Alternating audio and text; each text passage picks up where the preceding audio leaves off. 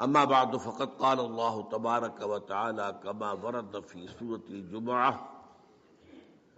اعوذ باللہ من الشیطان الرجیم بسم اللہ الرحمن الرحیم یسبح للہ ما فی السماوات وما فی الارض الملک القدوس العزیز الحکیم هو الذي بعث في الأميين رسولا منهم يتلو عليهم آياته ويزكيهم ويعلمهم الكتاب والحكمة وإن كانوا من قبل لفي ضلال مبين صدق الله العظيم رب اشرح لي صدري ويسر لي أمري واحلل عقدة من لساني يفقهوا قولي اللهم ربنا الہمنا رشدنا واعذنا من شرور انفسنا اللهم ارنا الحق حقا وارزقنا اتباعه وارنا الباطل باطلا وارزقنا اجتنابه اللهم صل على عبدك ونبيك ورسولك وحبيبك وخليلك محمد وبارك وسلم وبارك على جميع الانبياء والمرسلين وعلى ملائكتك المقربين وعلى عبادك الصالحين وعلينا معهم يا ارحم الراحمين آمین یا رب العالمین۔ معزز حاضرین اور محترم خواتین، سیرت خیر الانام پر میری یہ تیسری گفتگو ہے، اس کا عنوان ذرا اچھی طرح نوٹ کر لیجیے۔ اسلامی انقلاب کے لیے مردان کار کی فراہمی۔ انقلاب مرد لائیں گے نا، رجال، مردان کار کہاں سے آئے؟ اور حزب اللہ کی تشکیل و تنظیم اور تزکیہ و تطہیر کا نبوی طریقہ کار علی صاحب الصلاۃ والسلام۔ اب تک جو دو ہمارے خطبے ہو چکے ہیں، پہلا خطبہ کچھ زیادہ بنیادی علمی تھا کہ جو اسلام کا فلسفہ ہے ایمان، اس میں نبوت اور رسالت پر ایمان کا مقام کیا ہے، لاجک کیا ہے۔ دوسرے میں ہم نے بات کی کہ نبوت اور رسالت حضور کی شخصیت میں اپنے تکمیل کے مرحلے کو پہنچی، اس کے مظاہر کیا ہیں۔ یاد ہوگا ہم نے دو قرار دیے، نبوت کی تکمیل کے مظاہر کیا ہیں؟ ہدایت آپ پر کامل ہو گئی قرآن کی شکل میں، چلی تو ہے آدم سے، فَإِمَّا يَأْتِيَنَّكُم مِّنِّي هُدًى، یہ ہزاروں سال یہ ہدایت جو ہے ارتقائی مراحل طے کر کے اپنے آخری اور تکمیلی درجے کو پہنچی قرآن میں، اور قرآن کی حفاظت کا ذمہ اللہ نے لے لیا۔ انسانی تمدن کہیں غاروں میں جو آگ رہا کرتے تھے انسان، وہاں سے چلتے چلتے چلتے چلتے ایمپائرز تک پہنچا، عظیم سلطنت ہے۔ اس کے اعتبار سے دین حق وہ بھی ارتقا کرتے کرتے کرتے کرتے دین الحق مکمل ہوا محمد رسول اللہ صلی اللہ علیہ وسلم۔ چنانچہ سورہ مائدہ کے الفاظ جو ہے وہ ان دونوں کا احاطہ کرتے ہیں۔ الیوم اکملت لکم دینکم واتممت علیکم نعمتی۔ نعمت ہدایت ہے، یہ میں نے بارہا بیان کیا ہے کہ اگرچہ ہم کہہ دیتے ہیں یہ صحت بھی نعمت ہے، یہ دولت بھی نعمت ہے، اولاد بھی نعمت ہے، یہ بھی نعمت ہے، وہ بھی، کوئی شے نعمت نہیں ہے جب تک نعمت ہدایت نہ ہو۔ صحت ہے، ہدایت نہیں ہے، بدمعاش کیا کرو گے؟ گل چھرے اڑاؤ گے؟ معاشرے کے اندر فساد اور گندگی پیدا کرو گے؟ تو یہ رحمت کہاں ہوئی، نعمت کہاں ہوئی؟ دولت ہے اور ہدایت نہیں ہے تو کیا کرو گے؟ جو کچھ آج کل دولت مند کر رہے ہیں کچھ بیان کرنے کی ضرورت نہیں۔ نعمت صرف ایک ہے، وہ نعمت ہدایت ہے۔ اس کے ساتھ جو شے ہے وہ نعمت ہو جائے گی، لیکن یہ مجرد اپنی جگہ پر کوئی نعمت نہیں۔ وہ نعمت ہدایت جو ہے اس کی مکمل ہو گئی. نعمتی الیوم اکملت لکم دینکم واتممت علیکم نعمتی ورضیت لکم الاسلام دینا.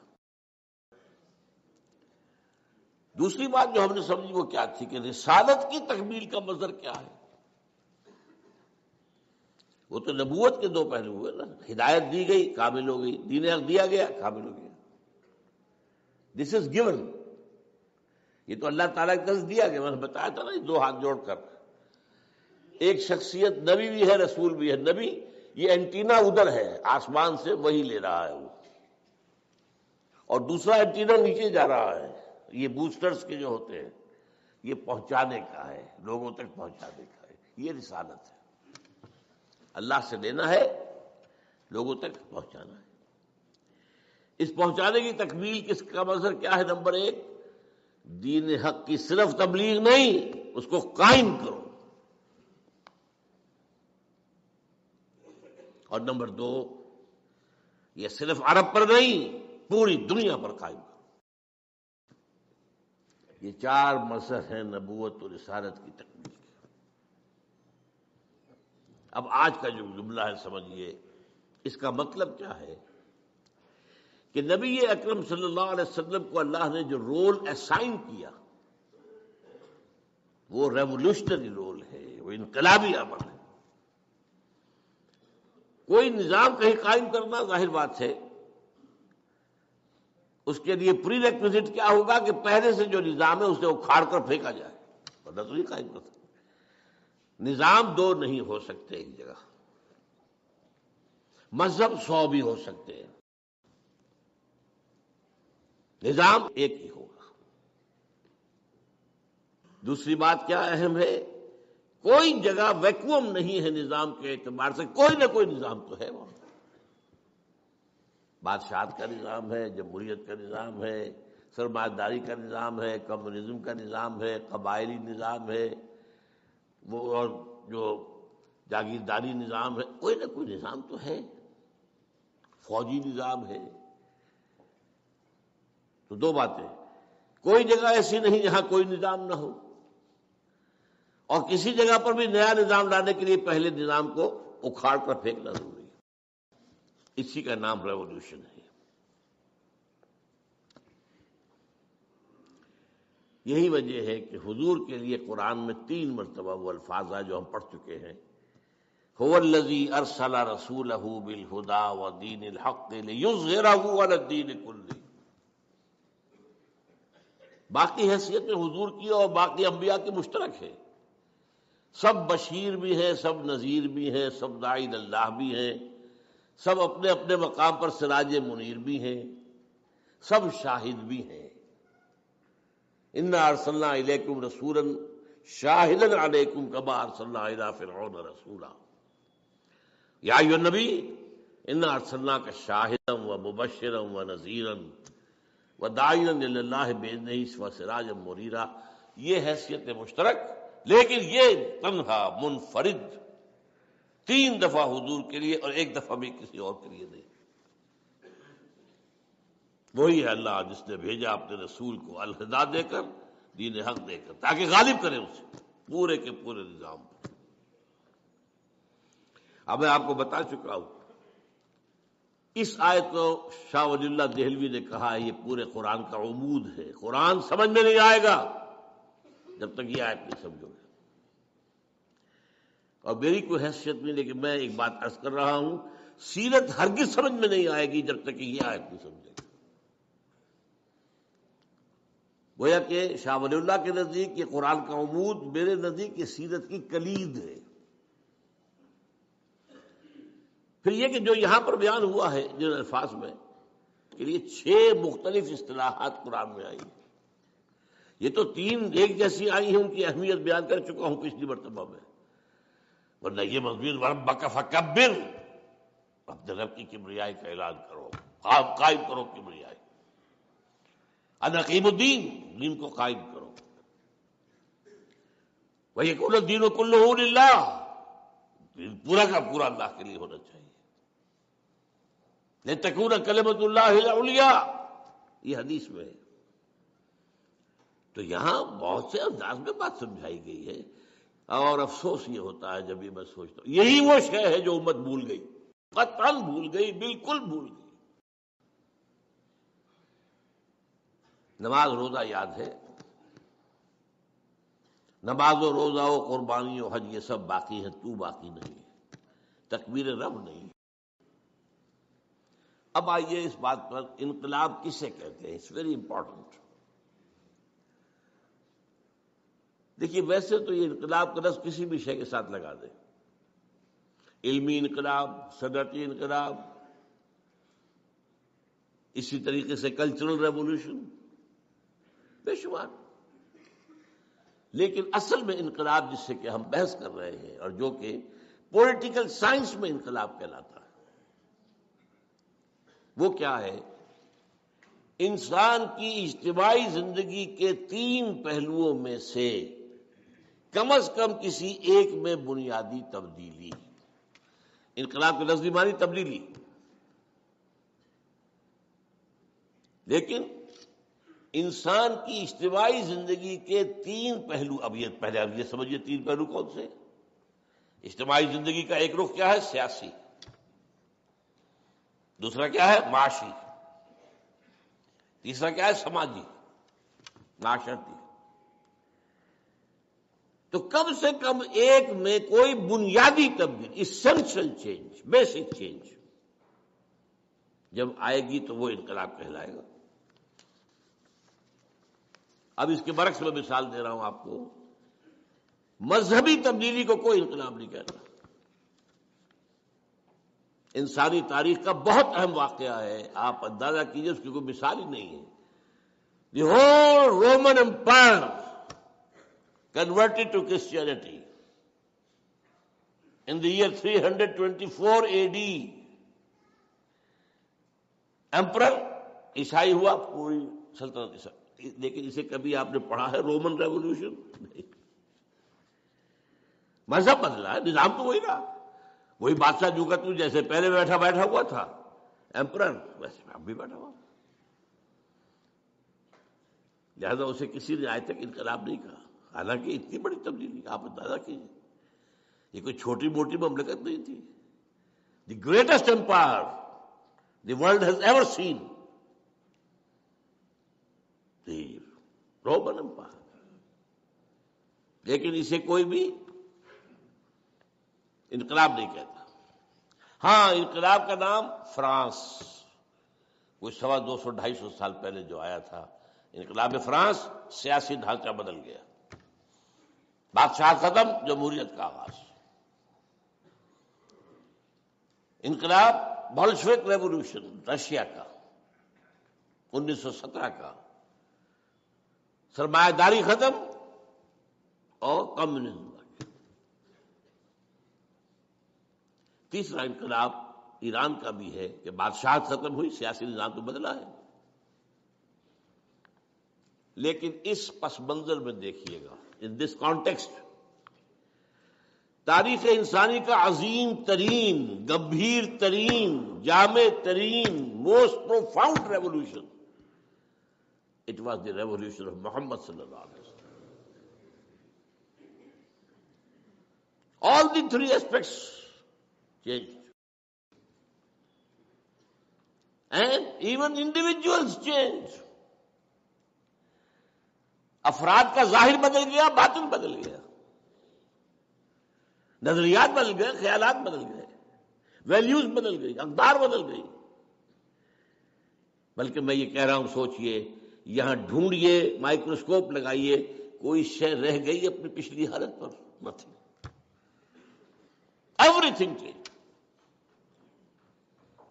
تو تاریخ انسانی کا عظیم ترین، گمبھیر ترین، ہمگیر ترین، جامع ترین، موسٹ پروفاؤنڈ ریولوشن تھا، وہ ہے جو ڈیولپ پارٹی۔ یہ حقائق ہے، اور ان کی گواہی میں آپ کے سامنے پیش کر رہا ہوں، اور جو عربی کا ایک مقولہ ہے اس کو پیش کر کے پہلے، الفضل ما شہدت بہ الاعداء، فضیلت اصل وہ ہوتی ہے جس کا اقرار دشمن کرے۔ ہاں بھائی، یہ بات تو ماننی پڑے گی، ہے میرا دشمن، لیکن یہ اس کی بات میں مانتا ہوں کہ اس کے اندر یہ چیز خوبی ہے.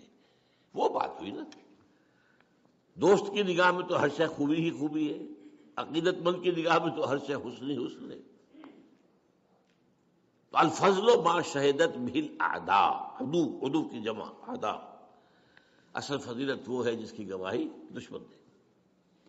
اب میں صرف 3 گواہیاں دوں گا، ایک مشرق، ایک مغرب، ایک درمیان. یہی شہر لاہور آج سے 90 سال ان 1920 ایم این رائے لیکچر دیا اس نے. یہاں ایک ہوتا تھا ہال، بریڈ لا ہال. جب ہم پڑھتے تھے میڈیکل کالج میں اس وقت تک تو کوئی اس کے آثار وآثار کھنڈرات باقی تھے.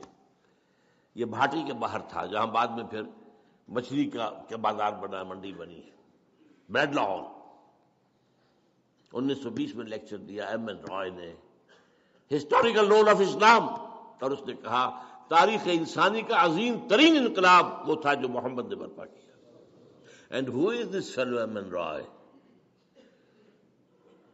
Personal friend of Lenin, member of the communist international, کمیونسٹوں کی تنظیم کی جو highest controlling body, the communist international, اس کا رکن تھا. یہ جانتا تھا کہ انقلاب کہتے کسے، انقلاب کے رائگرز میں سے گزرا ہوا شخص تھا ایم این رائے. اور ایک وقت میں افغانستان میں عبوری حکومت قائم کی تھی ہندوستانیوں نے انگریز کے خلاف. عبوری، اس کا صدر تھا یہ ایم این رائے، راجا مہندر ناتھ رائے، بنگالی. اور اس نے تو کمال ہی کیا اصل میں، جو دلیل دی ہے کہ بعض لوگ سمجھتے ہیں کہ یہ عربوں کی، حضور کے صحابہ کی جو فتوحات تھی ایسے تھی جیسے اور یہ دنیا کے اندر ہمیشہ صحراؤں سے یا جو سطح مرتفع کے علاقے ہوتے ہیں جہاں کھانے کو کچھ نہیں ہوتا، وہاں سے لوگ نکل کے اور جو سیٹلڈ ایریاز ہوتے ہیں، زرخیز علاقے ہوتے ہیں، ان پر حملہ کرتے ہیں، مارتے ہیں، کوٹتے ہیں، لوٹتے ہیں، لے کے بھاگ جاتے ہیں. یہ اس نوعیت کی بات نہیں تھی، یہ اٹیلا والی بات نہیں تھی، یہ ہنو والی بات نہیں تھی، یہ منگول والی بات نہیں تھی، یہ تاتاریوں والی بات نہیں تھی. اس انقلاب کے نتیجے میں دنیا میں نئی تہذیب آئی ہے، نیا تمدن آیا ہے، نئی روشنی آئی ہے، علم پھیلا ہے. یہ اس نے کہا ہے. اور یہ کتاب آج بھی دنیا میں شائع ہو رہی ہے، لیکن ممبئی میں، یہاں کوئی نہیں جانتا، کسی کو دلچسپی نہیں. Historical role of Islam. اب آئیے درمیان میں H G Wells. H G Wells جو ہے ویسے شاطب رسول ہے، گالیاں دی ہیں اس نے حضور کو، بالکل رشدی کی طرح اور تسلیمہ نسرین کی طرح. جنہوں نے حملے فیملی لائف پر، ازواج مطہرات کا. لیکن اس کی دو کتابیں ہیں، بہت اہم ہیں ویسے. تاریخ عالم پر، a short history of the world and a concise history of the world. Concise ذرا بڑی ہے، شارٹ چھوٹی ہے. Concise history of the world میں جب وہ آتا ہے، کنکلوڈ کرتا ہے حضور کے چیپٹر کو اور خطبہ حجۃ الوداع کی نقل کرتا ہے کہ لا فضل لعربی علی عجمی ولا لعجمی علی عربی ولا لاسود علی احمر ولا لاحمر علی اسود الا بالتقوی. کوئی فضیلت نہیں کسی عرب کو کسی عجمی پر، کسی عجمی کو کسی عرب پر، کسی گورے کو کسی کالے پر، کسی کالے کو کسی گورے پر، الا بالتقوی. And now remember the words. Although the sermons of human fraternity, equality and freedom، 3 الفاظ یاد رکھیے.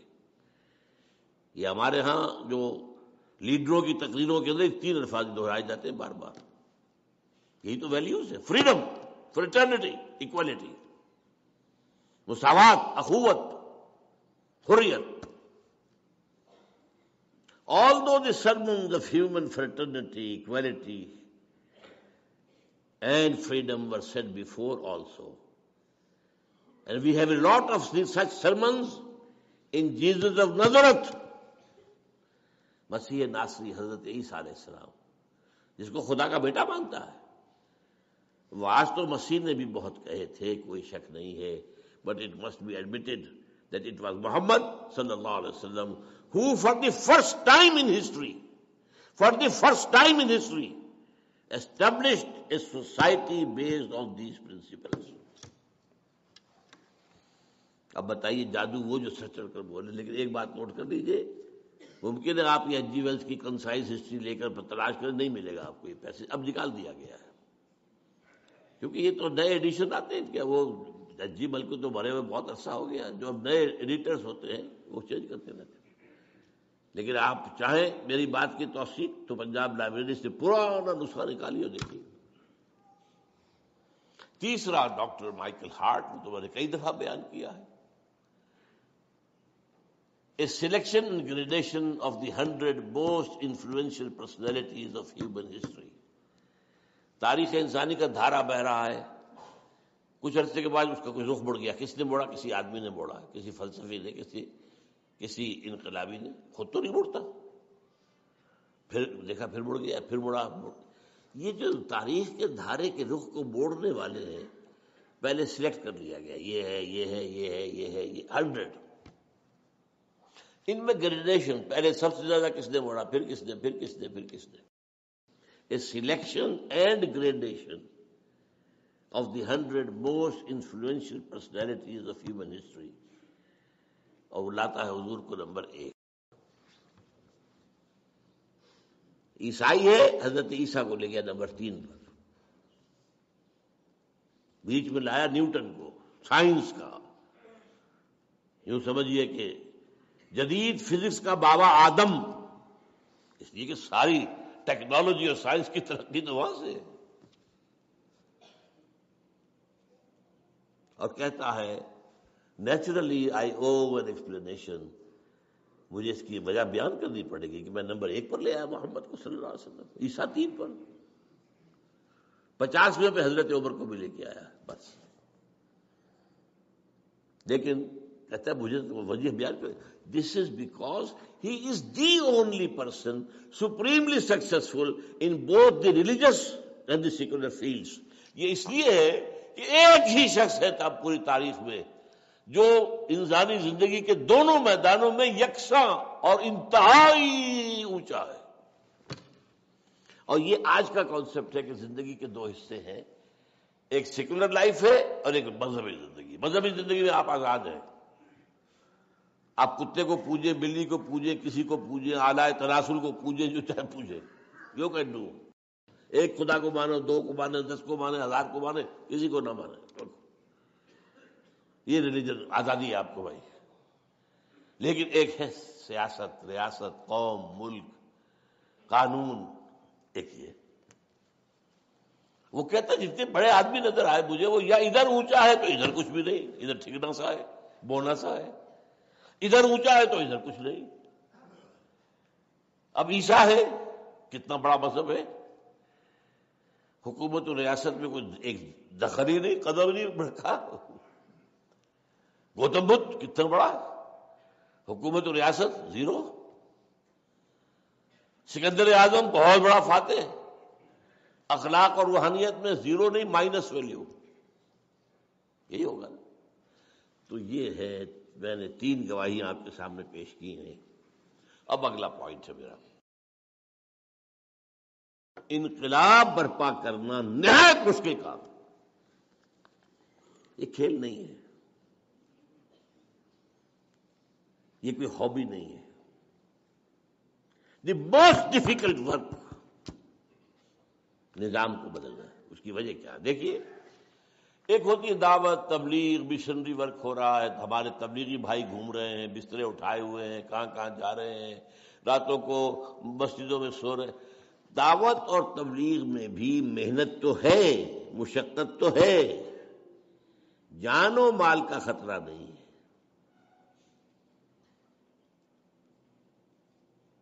سمجھ رہے بات؟ زیادہ نہیں ہے، کوئی گالی دے دے گا، کوئی پاگل کہہ دے گا، بس جان اور مال، جس کو ہو جان و دل عزیز اس کی گلی میں جائے کیوں؟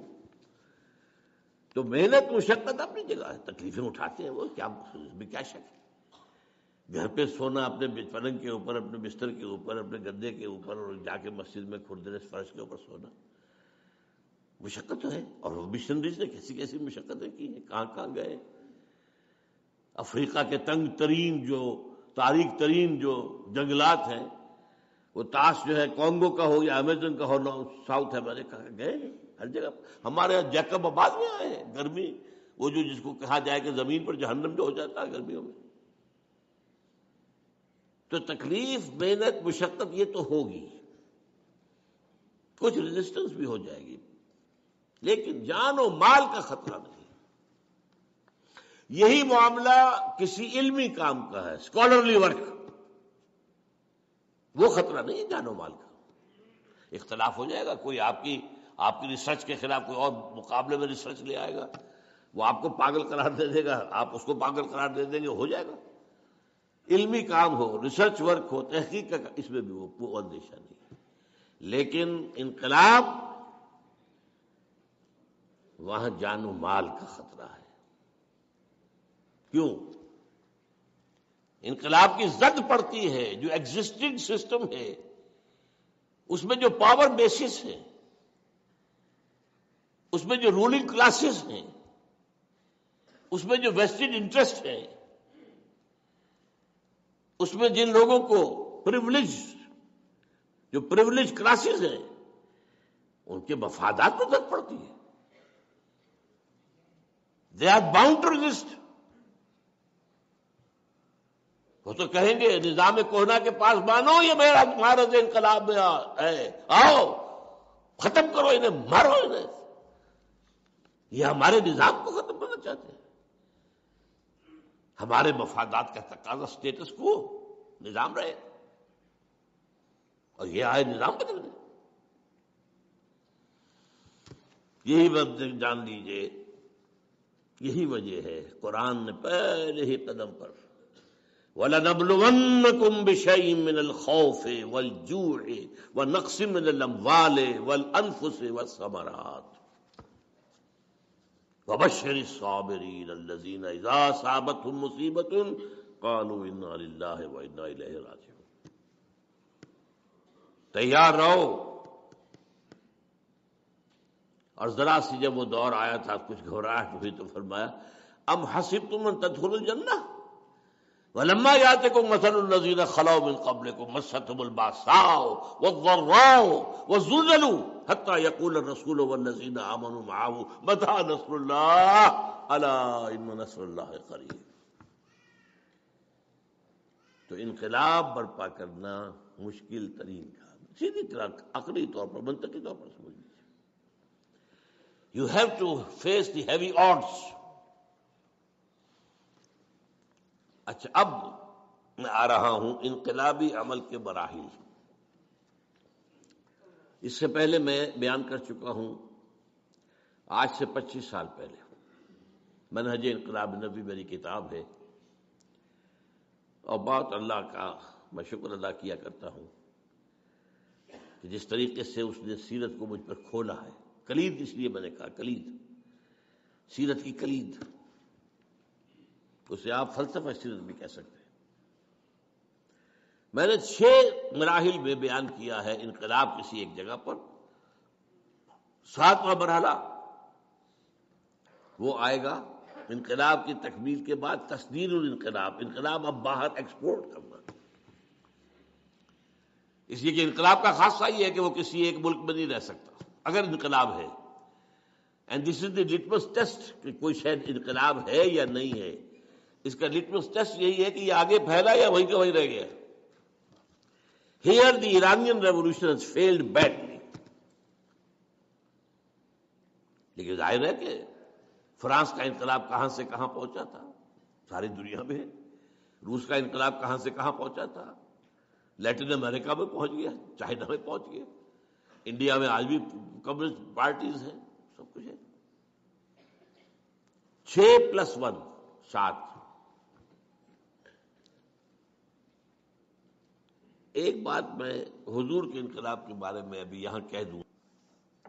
ایک تو وہی الفاظ نوٹ کر لیجئے، آپ کا انقلاب جامع ترین، گمبھیر ترین، ہمگیر ترین، موسٹ پروفاؤنڈ. آل انکلوسو. اور دوسری بات جو ہے جس کی کوئی مثال ہی نہیں ہے،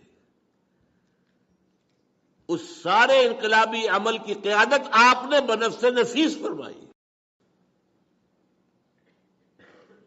وہی شخص جو مکے کی گلیوں میں ایک مبلغ کی حیثیت سے گھوم رہا ہے، تبلیغ کر رہا ہے، لوگوں سے بات کر رہا ہے، لوگ گھروں میں جا کے بات کر رہا ہے. رب انی دعوت قومی لیلا و نہارا فلم یزدہم دعائی الا فرارا. وہی بدر اور احد کے اندر فوج کو کمانڈ کر رہا ہے. یہ کہیں نہیں ہے. باقی دنیا کے انقلاب جو آئے وہ کئی نسلوں میں آئے. کسی نے فکر دیا، کسی نے میدان میں لیڈ کیا. والٹر اور روسو جمہوری انقلاب جو تھا اس کا فرانس کا، میدان میں ان کا کوئی رول ہی نہیں. دیور ڈیسک ورکرز، لکھتے تھے بس بیٹھ کے. Marx and Engels desk workers, کتاب لکھ دی ڈاس کے بیٹا. انقلاب تو نہ جرمنی میں آیا نہ انگلینڈ میں آیا، کتاب وہاں لکھی گئی تھی، کچھ جرمنی میں لکھی تھی، کچھ جا کے انگلستان میں لندن میں مکمل کی. انقلاب آیا روس میں. لہذا انقلابی عمل اگر معلوم کرنا ہو، واحد source, this only source of a true revolutionary process is the سیرہ آف محمد صلی اللہ علیہ وسلم. سارے مراحل موجود ہیں. اب میں کہہ رہا ہوں، اب میں آج جو ہے اس کو مختصر کر کے دو مرحلوں میں بیان کر رہا ہوں، 2+1، دو انقلاب برپا کرنے کا مراحل اور ایک پھر اس کا ایکسپورٹ ہونا. اقبال کے دو شعر میں نے بہت سنائے ہیں، آج پھر سن لیجیے. اقبال جس طریقے سے کہ انقلاب کا داعی تھا، اگرچہ وہ میدان کا آدمی نہیں تھا، he was not a man of the field، مفکر، وہ اس کی تصویر وہی ہے سب سے اعلیٰ جو سر جھکائے. لاکھ حکیم سر بجیب ایک کلیم سر بکف. وہ کلیم نہیں تھا، حکیم تھا، لیکن اس کی حکیمی جو ہے، ذرا دیکھیے کس قدر الفاظ کے اندر تلخی ہے، تلخی. خواجہ از خون رگے مزدور سازد لال ناب. یہ سرمایہ دار، کارخانے دار، مزدور کی رگوں میں دوڑنے والے سرخ خون کو کشید کرتا ہے اپنی سرخ شراب جو بیٹھ کر پیتا ہے وہ شام کو. خواجہ از خون رگے مزدور سازد لال ناب، از دفاع دہ خدایا کشت دہقانہ خراب. اور یہ زمیندار اور جاگیرداروں کے ظلم و ستم سے دہقان کی کھیتی برباد ہوئی. انقلاب انقلاب انقلاب، بڑی پیاری نظم اس کی. لیکن جو کیفیت ایک خاص ہے، اور وہ کس مقام پہ اس وقت تھا، یہ کہاں تھا اس وقت جو یہ بات کر رہا ہے. گفتند اللہ نے مجھ سے کہا، گفتند جہان ماں آیا بے تمہیں سازد. اے اقبال، ہم نے جس دنیا میں تمہیں بھیجا ہے، اپنی دنیا، ہماری دنیا ہے، تمہیں پسند آئی؟ گفتم کے نمی سازد. نہیں، ظلم ہے یہاں تو انسان کا خون چوس رہا ہے، خون پی رہا ہے، ظلم ہو رہا ہے. گفتند کے برہم زن، اچھا تو توڑ دو پھوڑ دو. یہ توڑ دو پھوڑ دو کا لفظ ہے کہ جو آیا ہے شاہ ولی اللہ کے ہاں، فک و کل نظام، پورے نظام کو توڑ دینا. یہ دین الحق کا اظہار جو ہے، جس کو وہ عمود کہتے ہیں، پورے نظام، فک کھول دینا. یہ پورا نظام جو ہے ایک وحدت ہوتا ہے، جڑا ہوا ہے ایک دوسرے کے ساتھ. فک و کل نظام، توڑ دو پھوڑ دو. توڑ دے پھوڑ دے کیسے؟ با نشہ درویشی در ساز و دمادم زن. پہلے تو ذرا درویشی کے ساتھ سازگاری اختیار کرو. دعوت ہے، تبلیغ ہے، انذار ہے، تبشیر ہے، وعظ ہے، نصیحت ہے، اپیل ہے، دلیل ہے. کوئی پاگل کہہ دے سب کرو، کوئی کہہ دے شاعر ہے تو سب کرو، کوئی کہہ دے کہ یہ جھوٹ بول رہا ہے تو سب کرو، کسی کو جواب مت دو. تم پر پتھراؤ کیا جائے تو تم پھول پیش کرو، تمہیں گالیاں دی جائیں تو تم دعائیں دو. درویشی درویشی درویشی. یہ 12 برس حضور کے درویشی کے ہیں مکے کے. بانشے درویشی در ساز و دمادم زن دمادم زن دمادم زن، لگے رہو لگے رہو لگے رہو لگے. چوں پختہ شوی خود را بر سلطنت جم زن. جب تیار ہو جاؤ تو پھر اپنے آپ کو سلطنت جم پر دے مارو، ٹکرا دو. تو 2 مرحلے ہیں. پہلے مرحلے کا نام ہے ایک جماعت کی تیاری، اے ٹرولی ریولیوشنری پارٹی، جو اسلامی کانٹیکسٹ میں کہلائے گی حزب اللہ، اللہ کی پارٹی. اور دوسرے کانٹیکسٹ، دوسرے تصادم، ٹکرا دو. اب میں پہلا مرحلہ لے رہا ہوں آج، جو میرا آج کا اصل موضوع ہے. میں نے کہا تھا نا، عنوان کیا تھا؟ مردان کار کی فراہمی اور حزب اللہ کی تشکیل و تنظیم و تزکیہ و تطہیر کا نبوی طریقہ کار. دیکھیے، پھر میں لفظ استعمال کر رہا ہوں، جماعت سازی خاص طور پر نظریات کی بنیاد پر مشکل ترین کام ہے دنیا کا. قومی سطح پر جماعت بنا لینا بہت آسان کام ہے، سیاسی سطح پر جماعت بنا لینا بہت آسان کام ہے، رفاہی کام کے لیے جماعت بنا لینا بہت آسان کام ہے، علمی کام کے لیے جماعت بنا لینا بہت آسان کام ہے. لیکن نظریاتی سطح پر انقلاب کے لیے جماعت بنانا، اس سے زیادہ مشکل کام کوئی نہیں. یہ مشکل اس کے اندر 2 طرح کی آتی ہے. لوگوں کی مزاج مختلف، ذوق مختلف، ذہنی سطح مختلف، سمجھ کا اور فہم کی گہرائی مختلف. ان سب کو جوڑنا ایک حیوانوں کا غلہ ہو. آپ نے دیکھا ہوگا پٹھان لوگ جو ہے کاغان واغان سے، جلا غازی خان سے کئی 100 بھیڑوں بکریوں کا غلہ چلا آ رہا ہے. ایک کتا ہوتا ہے ساتھ، ایک جو لے کے چل رہا لاٹھی اس کے ہاتھ میں ہے، اور ایک کتا، وہ کتا ادھر سے کوئی ذرا ادھر گیا ادھر سب ٹھیک رہتا. یہ انسانوں کا غلہ جو ہے بنانا، ان میں سے تو ہر ایک جو ہے سقراط مقراط ہے. ہر ایک کا اپنا فہم ہے، اپنی سوچ ہے، اپنے نظریات ہیں. اور دوسری بات جو اس سے بھی مشکل ہے، ہر ایک کے اندر کوئی سچی یا جھوٹی خودی ہے. سچی بھی ہو سکتی ہے اور خامخواہ پھرنے خواہ بنے ہوئے بھی ہوتے ہیں. یہ بڑا پیارا شعر سنا رہا ہوں آپ کو. بقدر پیمانہ تخیل سرور ہر شے میں ہے خودی کا. ہر چیز میں، میری خودی، میرا خیال، میرا نظریہ. جناب میرا نظریہ یہ ہے، بقدر پیمانہ تخیل سرور، اور سرور ہے، یہ نشہ ہے. سرور ہر شے میں ہے خودی کا. اگر نہ ہو یہ فریب پہم تو دم نکل جائے آدمی کا. اگر یہ فریب جو ہمیں ہے، میں اور میں میرا، تو آدمی زندہ نہیں رہے گا.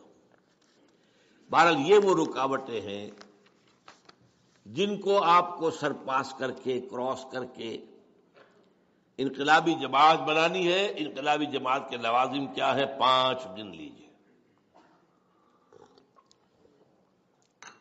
نمبر 1، کامل نظریاتی ہم آہنگی. نمبر 1،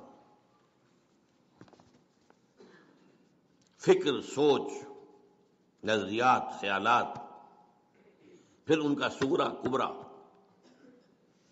ہم آہنگی. یہ نہیں ہوگی تو انقلابی جماعت نہیں بن سکتی. نمبر 2، سوائے انقلاب کی آرزو کے کوئی آرزو دل میں نہ رہ جائے. یہ پر زور دے کر کہہ رہا ہوں. جھانکو اپنے سینوں کے اندر، کہیں کوئی اور وہاں پر بتخانہ تو آباد نہیں ہے، کوئی اپنی لیڈری کا سودا تو نہیں ہے، کوئی حکومت حاصل کرنے کا معاملہ تو نہیں ہے. شہادت ہے مطلوب و مقصود مومن، نہ مال غنیمت نہ کشور کشائی. کہیں نمایاں ہونے کا جذبہ تو نہیں ہے، کہیں شہرت کے حصول کی آرزو تو نہیں ہے. سینے اور دل کا ہر آرزو سے پاک ہو جانا بہت مشکل کام ہے، بہت مشکل کام ہے. یہ محمد نے کیا ہے صلی اللہ علیہ وسلم.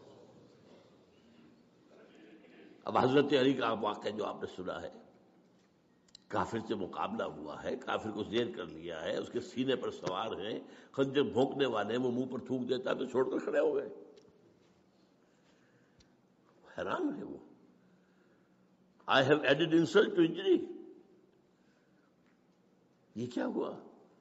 فرمایا میری تم سے کوئی جنگ نہیں، ذاتی نہیں، میں اللہ کے لیے مار رہا تھا تمہیں. اب تم نے میرے منہ پر تھوکا ہے، میرے اندر انتقامی جذبہ بھی پیدا ہو گیا ہے. اب میں تمہیں اگر قتل کروں گا تو خالصتاً للہ نہیں ہوگا قتل. جنگ کی حالت میں جہاں تو یہ ہے کہ یا مرو یا مارو، ایک لمحے کا ادھر سے ادھر ہو جانا، یا ادھر یا ادھر. لیکن یہ انٹراسپیکشن، اپنے اندر جھانکنا، اس وقت بھی، اس حال میں بھی اپنی نیت کو پیش نظر رکھنا. نمبر 3، انقلاب کے لیے تن من دھن، یہاں تک کہ جان دینے کے لیے آمادگی ہی نہیں، انتہائی شوق. شہادت ہے مطلوب و مقصود مومن، نہ مال غنیمت نہ کشور کشائی. وہ جو فرمایا گیا من المؤمنین رجال صدقوا ما عاهدوا الله علیہ فمنهم من قضى نحبه ومنهم من ينتظر وما بدلوا تبدیلا. ذرا دل میں جھانک کر دیکھنا چاہیے ہے وہاں یا نہیں. اگر نہیں ہے تو ابھی آپ آئے نہیں، مقام پر پہنچے نہیں ہیں. آپ سمجھ رہے ہوں گے کہ میں بڑا انقلابی کارکن ہوں. نمبر 4، نظم کی پابندی کے لیے اپنی انا اس کو کچل دینا. لسن اینڈ اوبے، سماعت. اور 5ویں، انتہائی مضبوط نظریاتی عصبیت، یعنی جذباتی وابستگی. یہ میرا بھائی ہے، یہ انقلابی کارکن ہے، میرا حقیقی بھائی ادھر رہے، یہ ہے میرا بھائی. یہ عصبیت، نظریاتی عصبیت. یہ 5 جب تک، جس کو کہ آپ کو معلوم ہے کمیونسٹ میں کیا کہتے ہیں، کامریڈ. یہ کامریڈ کا رشتہ جو ہے یہ بھائی بہن کے رشتے سے صرف بہت اونچا. اگر نہ ہو تو انقلاب برپا نہیں ہوگا. These are the 5 prerequisites. ہدف، یہ لوازم پیدا کرنے ہوں گے کسی انقلابی جماعت کے اندر. اب اس میں ذرا اس خاکے میں تھوڑا سا رنگ بھر دوں دینی. نظریاتی ہم آہنگی کا مطلب توحید پر یقین کامل. اسلامی انقلاب کا نظریہ جو ہے، انقلابی نظریہ، وہ توحید ہے. لیکن توحید جسے آپ توحید سمجھتے ہیں وہ توحید نہیں. آپ کی توحید ایک عقیدہ ہے، اور حقیقی توحید ایک انقلابی نظریہ ہے. اس کے 3 اسپیکٹس ہیں. وہ جو میں نے کہا تھا، انقلابی نظریہ وہ ہے جو ایگزسٹنگ کلیکٹو سسٹم کے جو مختلف جڑیں ہیں ان کے جڑوں کے اوپر تیشہ بن کر گرے. سیاسی سطح پر ان الحکم الا للہ، حاکمیت فقط اللہ کی. انسانی حاکمیت کفر، شرک، بدترین شرک، بدترین کفر، چاہے انڈیویجول ہو اور چاہے کلیکٹیو ہو۔ سروری زیبا فقط اس ذات بے ہمتا کو ہے، حکمراں ہے ایک وہی، باقی بتان آزری۔ یہ سیاست ہے۔ معیشت، ملکیت کا حق، ملکیت تامہ، ملکیت کاملہ صرف اس کا ہے۔ جو کچھ ہے اس کی ملکیت ہے، تمہاری نہیں ہے، تمہارے پاس امانت ہے۔ حاکمیت اللہ کے لیے، تمہارے لیے خلافت، ملکیت اللہ کے لیے، تمہارے لیے امانت۔ این امانت چند روزہ نزد ماست، در حقیقت بال کے ہر شے خداست۔ یہ تو شیخ سعدی کہہ گئے، کتنے پہلے کہہ گئے۔ بندہ مومن امین، حق مالک است، اقبال کہتا امین۔ یہ جو حضرت شعیب کی قوم نے کہا تھا، اے شعیب تمہیں کیا ہو گیا، کہ تمہاری نماز جو ہے ہمیں روکتی ہے، ان نفعل فی اموالنا ما نشاء، ہمارا مال ہے ہم جو چاہے کریں، ہو آر یو، یہ کرو یہ نہ کرو، یہ غلط ہے اور یہ صحیح ہے۔ اموالنا، ہمارا مال ہے، ان نفعل فی اموالنا ما نشاء، یہ آج کا کیپٹلزم ہے، مال، کیپٹل۔ میں نے تو کسی کی خوش آمد نہیں کی، آ کر سود کے اوپر قرض مجھ سے لے، وہ خود آیا تھا لینے، لیکن نہیں، آپ اپنے مال کے اندر تصرف نہیں کر سکتے اس انداز سے جس کو اللہ نے حرام کیا ہو۔ اور سماجی سطح پر اگرچہ سب سے ہلکا معاملہ ہے، سب سے بڑی شے جو ہوتی ہے مخالفت میں وہ سیاست اور معیشت کا معاملہ ہوتا ہے، لیکن سماجی سطح پر توحید کا تقاضا کیا ہے؟ By birth all human beings are absolutely equal. No one is superior, no one is inferior. یہاں تک کہ یہ بھی نہیں کہ مرد سپیریئر ہے اور عورت انفیریئر، نہیں۔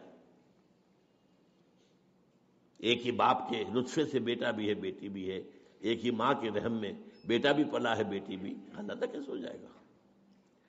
وہ ہے انتظامی معاملہ ہے، ایک مرد ایک عورت ایک خاندان کی بنیاد ڈالتے ہیں، تو ایک ادارے میں تو ایک اپر ہینڈ ہوگا، ایک کا۔ کسی بھی انسٹیٹیوشن کے دو ہیڈ نہیں ہو سکتے برابر کے اختیار رکھنے والے۔ مینیجنگ ڈائریکٹر ایک ہوگا، ڈائریکٹر 100 بنا لے آپ، پرائم منسٹر ایک ہوگا، منسٹر 100 بنا لے، وہ الگ بات ہے۔ وہ تو ظاہر بات ہے کہ ایک بڑا افسر ہے، ایک اس کے دروازے پر کھڑا ہوا دربان ہے، as human beings they are equal, لیکن اپنی اس حیثیت میں وہ ایکول نہیں ہے۔ یہ انتظامی معاملہ، ورنہ تمام انسان پیدائشی طور پر برابر ہیں۔ جو بھی ان کے اندر فرق ہے وہ ایکوائرڈ کریکٹرز کی وجہ سے ہوگا۔ کسی نے علم زیادہ حاصل کیا، زیادہ عزت ہونی چاہیے، کوئی خادم خلق زیادہ ہے، اس کی زیادہ عزت ہونی چاہیے، کوئی تقویٰ کے اندر، دین کے اندر آگے نکل کے اس کی عزت زیادہ ہونی چاہیے، الا بالتقویٰ۔ ہم نے پیدا کیا انسان کو ایک مرد ایک عورت سے، یا ایھا الناس انا خلقناکم من ذکر و انثی وجعلناکم شعوبا وقبائل لتعارفوا ان اکرمکم عند اللہ اتقاکم۔ اس کا آپ اندازہ نہیں کر سکتے اس ایک بات کے اوپر کتنی بڑی جنگ لڑنی پڑی تھی امریکنوں کو، سول وار۔ وہ کالے غلاموں کو آزاد کرنے کو تیار نہیں تھے، ساؤدرن اسٹیٹس۔ آج بھی کتنی بڑی لعنت ہے ہندوستان کے اندر، کاسٹ سسٹم۔ یہ پیدائشی شودر ہے، میں پیدائشی برہمن ہوں، وہی سی he can't sit with me. حکومت نے ایڑی چوٹی کا زور لگا لیا ہے، لیکن ذرا وہ سیٹیں فکس کرتے ہیں دلت کے لیے اور وہ جا کے ان کی بستیاں جلا دیتے ہیں۔ جتنے فسادات ہندو مسلم فسادات وہاں ہوتے ہیں اس سے کہیں زیادہ ہائی کاسٹ ہندو، لو کاسٹ ہندو کا ہوتا ہے۔ پوری پوری بستیاں جلا دیں۔ وہ بستیاں کیا ہوتی ہیں؟ ان کی جھونپڑیاں ہوتی ہیں۔ وہ شودر جو ہے وہاں، دلت جو ہے وہاں کا، یہ دنیا کی سب سے بڑی ڈیموکریسیز کا حال ہے۔ یہ امریکہ سے آگے کہاں جائے گا معاملہ ڈیموکریسی کا، اور بھارت سے آگے کہاں جائے گا؟ لیکن سماجی پیدائشی فرق، رنگ کا فرق، اسی لیے جیوز نے کہا نا، وہ فقرے لیے اس نے، لا فضل لعربی علی عجمی ولا لعجمی علی عربی. واحد مطلوب و مقصود کیا ہو، وہاں میں نے کیا کہا تھا؟ انقلاب عام میں نے بات کی تھی، اسلامی نہیں کی تھی. اس میں اسلامی رنگ کیا ہے؟ واحد مقصود و مطلوب اللہ کی رضا، آخرت کی فلاح، بس. Not even revolution. ریولوشن مقصود و مطلوب نہیں ہے، نصب العین نہیں ہے. وہ ہماری زندگی کے اندر جو فرائض ہیں ان میں شامل ہے کہ اس کی جدوجہد کرے. نصب العین اللہ راضی ہو جائے اور آخرت کی فلاح، جہنم سے چھٹکارا مل جائے. اور شہادت ہے مطلوب و مقصود مومن نہ مال غنیمت نہ کسوت کشائی. من المؤمنین رجال صدقوا ما عاهدوا الله علیہ فمنهم من قضى نحبه ومنهم من ينتظر. وہ لوگ جو ہیں کچھ ہیں جو اپنی نظر گزار چکے، اپنی جان اللہ کی راہ میں دے چکے، سرخرو ہو چکے، وہ تو جنتوں میں ہیں. یستبشرون، خوشیاں منا رہے ہیں. اور باقی منتظر ہے کب ہماری باری ہے. منتظر ہے، وما بدلوا تبدیلا. وہ جلدی سے مجھے بچ گئے بھائی، بچ گئے، بڑی بات نہیں. منتظر ہے کب اللہ ہماری باری لے آئے. اور یہ گردن کا جو بوجھ ہے اوپر سے اتار کر ہم بھی اللہ کے یہاں سبکدوش ہو کر پہنچ جائیں. کندھے ہلکے ہو جائیں گے نا اگر یہ سری اوپر سے اوپر اتر جاتی ہے. اور پانچواں مواخات باہمی. میں اس کو خاص طور پر آج زور دینا چاہ رہا ہوں، بدقسمتی سے اس پر ہمارے ہاں توجہ کم ہوئی ہے. اس کے لیے دو مقامات میں نے منتخب کیے. سورہ فتح کی آخری دو آیات، هو الذی ارسل رسولہ بالہدی ودین الحق لیظہرہ علی الدین کلہ وکفی باللہ شہیدا. یہ تو وہی آیت آ گئی. اب آیا محمد الرسول اللہ والذین معہ. اللہ کے رسول محمد اور وہ جو ان کے ساتھ ہیں صحابہ کرام رضوان اللہ تعالی علیہ مجمعین. یہ مل کر جماعت بنتے ہیں نا. ان کی کیفیت کیا ہے؟ جس کو میں نے کہا تھا نا، عصبیت نظریاتی. یہ مسلمان ہے، یہ مومن ہے، یہ میرا بھائی ہے، یہ چاہے باپ ہے، نہیں، اس سے میرا کوئی رشتہ نہیں ہے. اشداء علی الکفار رحماء بینہم. وہ کافروں پر بہت سخت ہوتے ہیں، بھاری ہوتے ہیں، اور آپس میں بڑے رحیم، شفیق، مہربان. تراہم رکعا سجدا یبتغون فضلا من اللہ ورضوانا. تم دیکھتے ہو انہیں رکوع کرتے ہوئے، سجود کرتے ہوئے، اللہ کا فضل اور اس کی رضا کے متلاشی ہے. سیماہم فی وجوہہم من اثر السجود. ان کے چہروں میں سجدوں کی وجہ سے اس کے آثار، اس کے نتائج نظر آتے ہیں. ذالک مثلہم فی التوراۃ ومثلہم فی الانجیل. یہی مثال ان کی ہم نے دی تھی تورات میں بھی اور انجیل میں بھی. اب بڑی پیاری اس کا ٹکڑا آگے ہے. کزرع اخرج شطأہ فآزرہ فاستغلظ فاستوى علی سوقہ. اس کھیتی کے مانند جس کو کسی کاشتکار نے بویا تھا نا، لیکن جب وہ کھیتی اپجی ہے، ابری ہے، ذرا لہلہانے لگی ہے، جس نے اپنی سوئی نکالی، پھر اسے ذرا گاڑھا کیا، پھر وہ اپنے نال پر کھڑی ہو گئی. یعجب الزراع لیغیظ بہم الکفار. وہ جو کاشتکار تھا اس کو تو گوئی سمجھ خوشیاں ہو رہی ہے، اس کا دل باغ باغ ہو رہا ہے میری محنت. وہ باغبان کون تھا؟ محمد صلی اللہ علیہ وسلم. اور صحابہ کی یہ کھیتی جب اپج رہی تھی تو ان کس کو سب سے بڑھ کر خوشی ہوئی؟ وعد اللہ الذین آمنوا وعملوا الصالحات منہم مغفرۃ واجرا عظیما. اللہ تعالیٰ نے ان کے سے اجر عظیم کا، مغفرت کا وعدہ کیا ہے. اور یہ مضمون پھر سورہ مائدہ میں آیا ہے. یا ایھا الذین آمنوا من یرتد منکم عن دینہ. اے ایمان والو، اگر تم میں سے کوئی اپنے دین سے پیچھے پھرا ان تقاضوں کو پورا کرنے سے جی چرا کر پسپائی اختیار کی. فسوف یأتی اللہ بقوم، تو اللہ تعالیٰ ایک ایسی قوم لے آئے گا یحبوہم ویحبونہ، اللہ ان سے محبت کرے گا، وہ اللہ سے محبت کریں گے. اور اس کے بعد اذلۃ علی المؤمنین عزۃ علی الکافرین، اہل ایمان پر بہت نرم ہوں گے، کافروں پر بہت سخت ہوں گے. ہو حلقہ یاراں تو بریشم کی طرح نرم، اور رزم حق و باطل ہو تو فولاد ہے. اس کے آخر میں فرمایا وَمَن يَتَوَلَّ اللَّهَ وَرَسُولَهُ وَالَّذِينَ آمَنُوا فَإِنَّ حِزْبَ اللَّهِ هُمُ الْغَالِبُونَ. جب تم اس معیار پر پورے اتر جاؤ گے کہ تمہاری ولایت، تمہارا دلی تعلق اللہ سے، رسول سے اور اہل ایمان سے ہوگا صرف، تو یہ حزب اللہ ہوگی.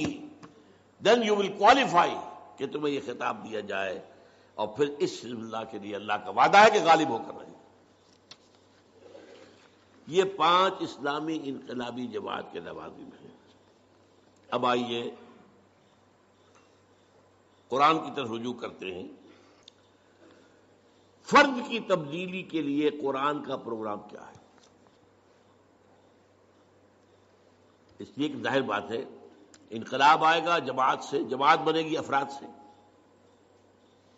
اسٹارٹنگ پوائنٹ کیا ہے ہمارا؟ فرد.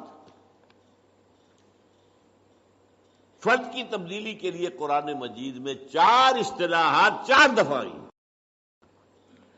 پچھلی دفعہ یاد ہوگا میں نے کہا تھا کہ تکرار جو ہے کسی کلام کا حسن نہیں ہوتا، عام طور پر اسے عیب سمجھا جاتا. تکرار بھائی کوئی الفاظ بدل کے لاؤ. ایک پھول کا مضمون ہو تو 100 رنگ سے باندھو، میں بتا چکا ہوں. اظہار دین الحق کے لیے کتنی اصطلاحات آ گئی قرآن میں، 6-7 تو میں نے گنوا دی آج بھی. لیکن پھر بھی وہ 3 آیتیں جو کہ تو آئیں، هو الذی ارسل رسولہ بالہدی ودین الحق لیظہرہ علی الدین کلہ. لیکن کمال یہ ہے کہ وہاں پر کوئی بورڈم نہیں ہوتا ہے، وہ اللہ کا کلام ہے، یہ معجزہ ہے. تکرار کیوں ہے؟ کہ ان الفاظ کی اہمیت کو سمجھو اور اپنی مائکروسکوپ کو اس کے اوپر فکس کر دو. زیر ہر لفظ غالب چیدام میں خانہ ہے. یہ ایک لفظ کے اندر جو ہے جو کچھ پنہا ہے، پورا میخانہ پنہا ہے.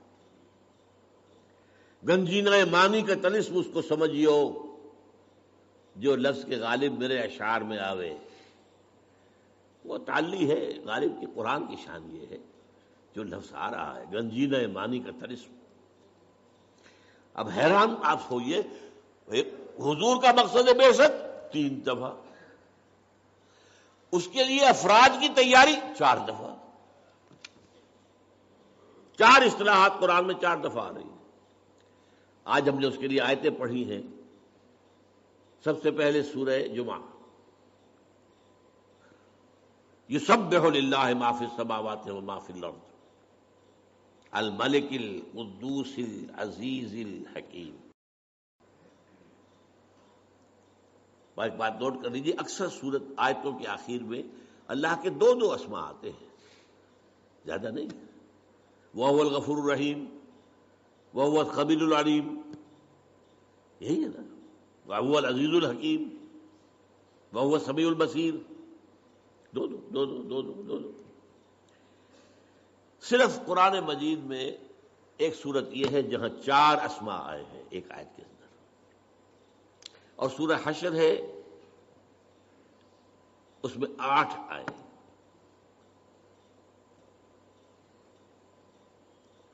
اور سورہ حدید ہے اس میں 4 آئے. هو الاول والآخر والظاہر والباطن.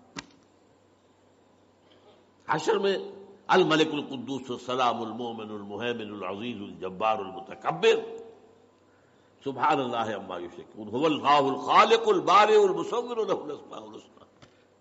یہاں 4 آئے ہیں. یہ جو حسن یہاں ہے آپ کا نوٹ کیجئے گا. 4 آگے الفاظ آ رہے ہیں، وہ سب کی نسبت ان 4 ناموں سے ہے. وہ الفاظ کیا ہیں؟ یتلو علیہم آیاتہ هو الذی بعث فی الامیین رسولا منہم. یہ 3 جگہ اور آئے ہیں، ابھی الفاظ بعد میں آپ کو بتاؤں گا. یہاں یہ نوٹ کر لیجئے سورہ صف کے ساتھ کتنا گہرا رشتہ ہے. یہ جوڑا ہے سورہ صف سورہ جمعہ. سورہ صف کے شروع میں کیا ہے؟ سبح للہ ما فی السماوات و ما فی الارض، اور جمعہ یسبح للہ ما فی السماوات و ما فی الارض۔ ایک میں ماضی آ گیا، ایک میں حال اور مستقبل دونوں آ گئے، زمانے کا احاطہ ہو گیا۔ ما فی السماوات و ما فی الارض مکان کا احاطہ ہو گیا، کون و مکان۔ اس کی مرکزی آیت هو الذی ارسل رسولہ بالہدی ودین الحق لیظہرہ علی الدین کلہ، اس کی مرکزی آیت هو الذی بعث فی الامیین رسولا منہم یتلو علیہم آیاتہ ویزکیہم ویعلمہم الکتاب والحکمہ۔ اور جو چار نام ہیں اللہ کے، الملک، بادشاہ کے فرمان کو پڑھ کر سنا رہا ہے، یہ ہے یتلو علیہم آیاتہ۔ وہ بادشاہ حقیقی القدوس ہے، پاک ہے، ہمارا رسول بھی تمہیں پاک کر رہا ہے۔ الملک القدوس عزیز الحکیم، عزیز ہے، زبردست ہے، اس کا قانون ہے جو تمہیں دیا جا رہا ہے، اور الحکیم ہے، تمہیں تعلیم حکمت بھی دی جا رہی ہے۔ یتلو علیہم آیاتہ، یہ الملک، ویزکیہم القدوس، یعلمہم الکتاب، یہ العزیز، والحکمہ الحکیم۔ ان چار الفاظ کا تعلق چار اسماء کا گویا کہ یہ سایہ ہے۔ اب نوٹ کیجئے، یہ الفاظ پہلے آئے سورہ بقرہ میں دو جگہ۔ پہلے 15ویں رکوع کے آخر میں حضرت ابراہیم اور اسماعیل کی دعا،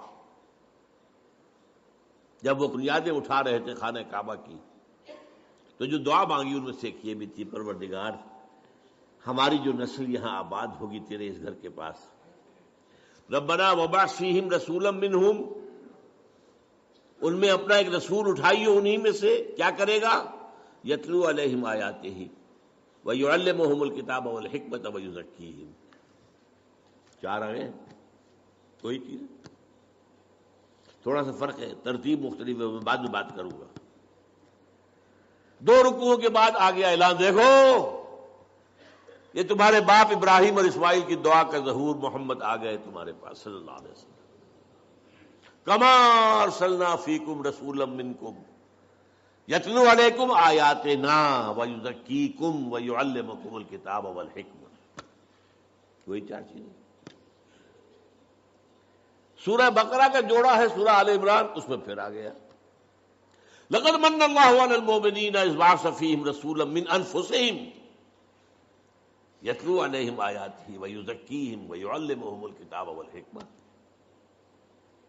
لیکن سب سے شاندار انداز میں ہے سورہ جمعہ، هو الذی بعث فی الامیین رسولا منہم یتلو علیہم آیاتہ ویزکیہم ویعلمہم الکتاب والحکمہ۔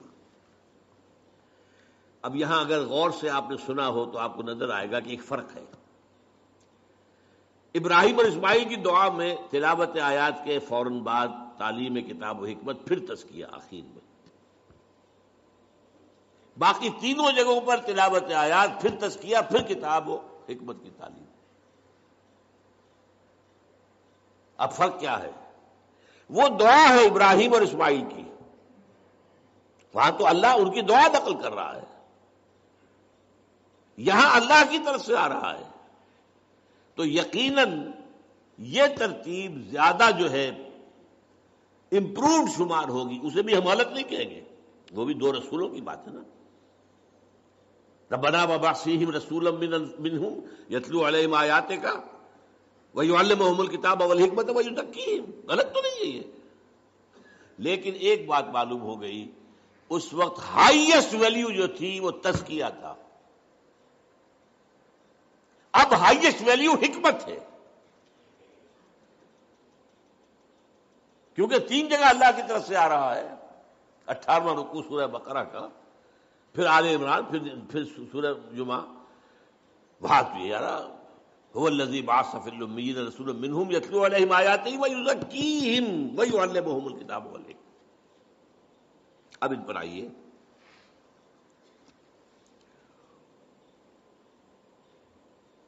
دیکھیے یہ چاروں اصطلاحات جو ہیں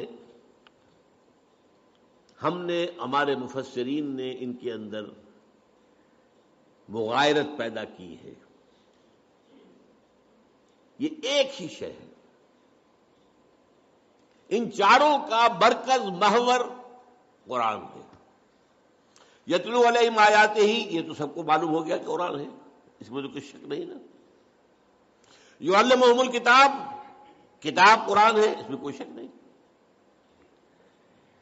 تزکیہ، یہ بھی قرآن سے علیحدہ شے نہیں ہے. اور حکمت، یہ بھی قرآن سے باہر کی شے نہیں ہے. ذالک مما اوحی الیک ربک من الحکمہ، اے نبی یہ ہے وہ چیزیں جو آپ کے رب نے آپ پر نازل کی ہیں وہی کی حکمت میں سے. حکمت قرآن میں بھی ہے، کتاب قرآن میں بھی ہے. کتاب سے مراد میں بعد میں تفصیل سے بیان کروں گا، قانون ہے، لیکن حدیث نبی کے اندر بھی ہے. حکمت قرآن میں بھی ہے اور حدیث میں بھی ہے. اور تزکیے کے بارے میں جان لیجئے، ایکسکلوسیولی تزکیہ قرآن کا نام ہے. اب آئیے، یعنی یہاں ذرا حالی کا وہ شعر آپ یاد کر لیں کہ حضور کا اعلی انقلاب قرآن، لوگوں کو بدلنے کا ذریعہ قرآن، اتر کر ہرا سے سوئے قوم آیا اور ایک نسخہ کیمیا ساتھ آیا. پہلی چیز کیا ہے؟ تلاوت آیات. قرآن پڑھ پڑھ کر سناؤ، قرآن پڑھ پڑھ کر سناؤ، قرآن پڑھ پڑھ کر سناؤ. یہ یاد رکھیے، حضور نے کبھی کوئی لمبی تقریر نہیں کی، کبھی کوئی اپنا فلسفہ بیان نہیں کیا، کبھی کوئی آپ نے اپنا وعظ نہیں کہا. بہت کم شاذ، جہاں گئے قرآن سنایا. کوئی باہر سے آیا ہے قرآن سنایا ہے، کہیں خود گئے ہیں قرآن سنایا. دس از دی اسٹارٹنگ پوائنٹ. اور یہ کیوں ہے ایسا؟ دیکھیے، یہ قرآن مردان کار کی تلاش اور فراہمی کا ذریعہ ہے. یہ روح انسانی کے لیے مقناطیس ہے. سرسری طور پر بھی قرآن سنایا جائے، کوئی چیز اگر کسی شخص کی فطرت مسخ نہیں ہو گئی ہے، پرورٹڈ نہیں ہو گئی ہے، کسی بھی صحت اور سلامتی برقرار ہے، وہ کھینچے گی، اس کشش محسوس کرے گی. وجہ کیا ہے؟ دونوں کا سورس ایک ہے، یہ گرائی ہے. روح ہماری کہاں سے آئی؟ اللہ سے. کلام کہاں سے آیا؟ قرآن، اللہ سے. از قیامی آئی آواز دوست، یہ میرے دوست کی آواز کہاں سے آ رہی ہے؟ اور وہ روح کھینچی جاتی ہے. ہاں، مردہ جو ہو چکے، جن کی روح مر چکی، جن کے جسم مقبرے بن چکے ہیں، چلتے پھرتے مقبرے ہیں، اندر روح دفن ہو چکی ہے، ان پر اثر نہیں ہوگا. ابو جہل پہ نہیں ہوگا، ابو لہب پر نہیں ہوگا. جس کی روح، مجھے یہ ڈر ہے دل زندہ تو نہ مر جائے، کہ زندگانی عبارت ہے تیرے جینے سے. اگر یہ روح اندر زندہ ہے، یہ کھینچے گی. یعنی اب اس کے لیے لفظ استعمال، سلیم الفطرت لوگوں کو کھینچنے کا ذریعہ قرآن ہے. اس کے لیے میری تقریروں میں ہمیشہ سے ہے، آج پھر مکمل بات ہو جائے. 5ویں جماعت میں پہلا سائنس کا تجربہ ہمیں کیا کرایا گیا کہ دیکھو یہ ہے مکسچر ہے ایک، اس میں لوہ چون بھی ہے، لوہے کا برادہ جو ہوتا ہے، جو لیتھ وغیرہ کے اوپر جب ہو رہا ہوتا ہے تو وہاں پر جو گر رہے ہوتے ہیں ذرات اور ٹکڑے، اور اس میں لکڑی کا برادہ ملا دیا گیا. علیحدہ کرو. اب کیسے کریں؟ ایک ایک ذرہ ہٹائے اس کا، پھر بتایا دیکھو ایسے کرو، میگنیٹ لے لو، مقناطیس، اس کو چلاؤ، اس میں لوہے کے ذرے اس میں چمٹ جائیں گے، برادہ رہ جائے گا. اس معنی میں قرآن کو ایک میگنیٹ کی حیثیت سے معاشرے میں پھرانا، گھمانا، بڑے سے بڑے پیمانے پر اس کا کم سے کم جو ابتدائی مفہوم ہے اس کو عام کر دینا. ایک ہے اس پر ریسرچ ہے، اس کے اندر گہرائیاں ہیں، اس کے لیے قوطہ زنی ہے، اس کے لیے بلندیوں میں جانا ہے. وہ نہیں، ابھی تو یہی ہے. یہ قرآن اپنی سطح کے اوپر جو شے رکھتا ہے، اس کا جو ایسنس ہے وہ اس کی سطح پر ہے، سطح پر ہے. جس کی مثال میں دیا کرتا ہوں کہ جیسے اگر سمندر میں کوئی ٹینکر جو ہے، آئل ٹینکر، وہ ٹوٹ جائے تو جو اس میں سے تیل نکلے گا وہ کہاں جائے گا؟ سطح پر رہے گا، اندر نیچے تو نہیں جائے گا نا، وہ سرفیس پر رہے گا. تو قرآن کی وہ جو ہے روح کو کھینچ لینے والی شے جو ہے وہ اس کی سطح پر ہے. وَلَقَدْ يَسَّرْنَا الْقُرْآنَ لِلذِّكْرِ فَهَلْ مِن مُدَّكِرٍ. یاد آتا ہے کوئی از کجا بھی آئے دین آواز دوست، یہ قرآن سے کھینچتے تو قرآن کو گھماؤ پھراؤ اس میگنیٹ کے طریقے سے زیادہ بڑے پیمانے پر، تاکہ سلیم الفطرت لوگ جو ہے وہ کھنچ کر چلے آئے. اور آپ کو معلوم ہے قرآن مجید میں ذکر ہے جنات کی ایک جماعت نے ایک دفعہ قرآن سنا ہے اور ایسے پختہ مومن بن گئے، داعی بن گئے. قل اوحی الی انہ استمع نفر من الجن فقالوا انا سمعنا قرآنا عجبا یہدی الی الرشد فآمنا بہ. یہ قرآن اس کی یہ تاثیر ہے. تو یتلو علیہم آیاتہ ہی سے میں نے آپ کے سامنے رکھا معاشرے میں سے صالح جو فطرت اور سلیم الفطرت لوگ ہیں انہیں کھینچنے کے لیے قرآن کا ذریعہ بنا. اب اگلا مرحلہ آیا ہے اور یہ ہے بہت اہم، تزکیہ.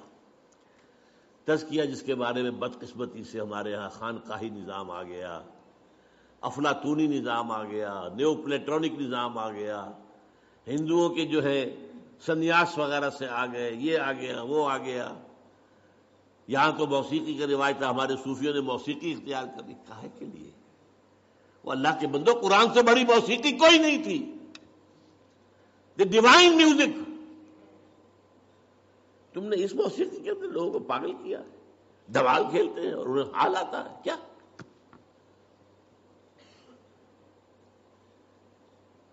تزکیہ کیا ہے تو جان دیجئے. یہ جامع ترین اصطلاح ہے لیکن میں اسے آپ کو 5 حصوں میں تقسیم کر کے بتاؤں گا ابھی. لیکن عمل کہتے کسے تزکیہ. یہ باغبان کا ایک عمل ہے. ایک باغبان ہے، اس نے باغ لگایا ہے، اس میں کچھ پھولوں کے پودے ہیں، کچھ پھلوں کے درخت ہیں. وہ داخل ہوتا ہے، دیکھتا ہے جہاں میں نے پھولوں کا پودا لگایا ہوا تھا وہاں گھاس وغیرہ کافی اگائی ہے، جھاڑ جکاڑ ہے. وہ کھرپا ہاتھ میں لیتا ہے، سب کو کھود کے باہر پھینکتا ہے. کیوں؟ کیونکہ یہ گھاس جو ہے یہ زمین کے اندر جو قوت نمو ہے اسے لے رہی ہے، پانی بھی کھینچ رہی ہے. یہ نہ ہو تو یہ ساری چیز جائے گی میرے پودے کے لیے. یہ پودے کی نشو و نما میں رکاوٹ ہو رہی ہے، تو جو رکاوٹ ہے اسے ہٹا ہو جاتا. یہ ہے عمل تزکیہ، پاک کرنا. انسان کی ترقی میں جو اس کی اصل ترقی ہو اس میں رکاوٹ جو چیزیں ہیں ان کو ہٹانا تزکیہ.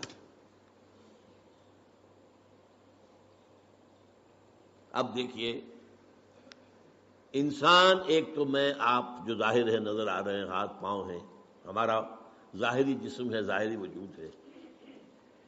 ایک مانوی وجود ہے ہمارے اندر.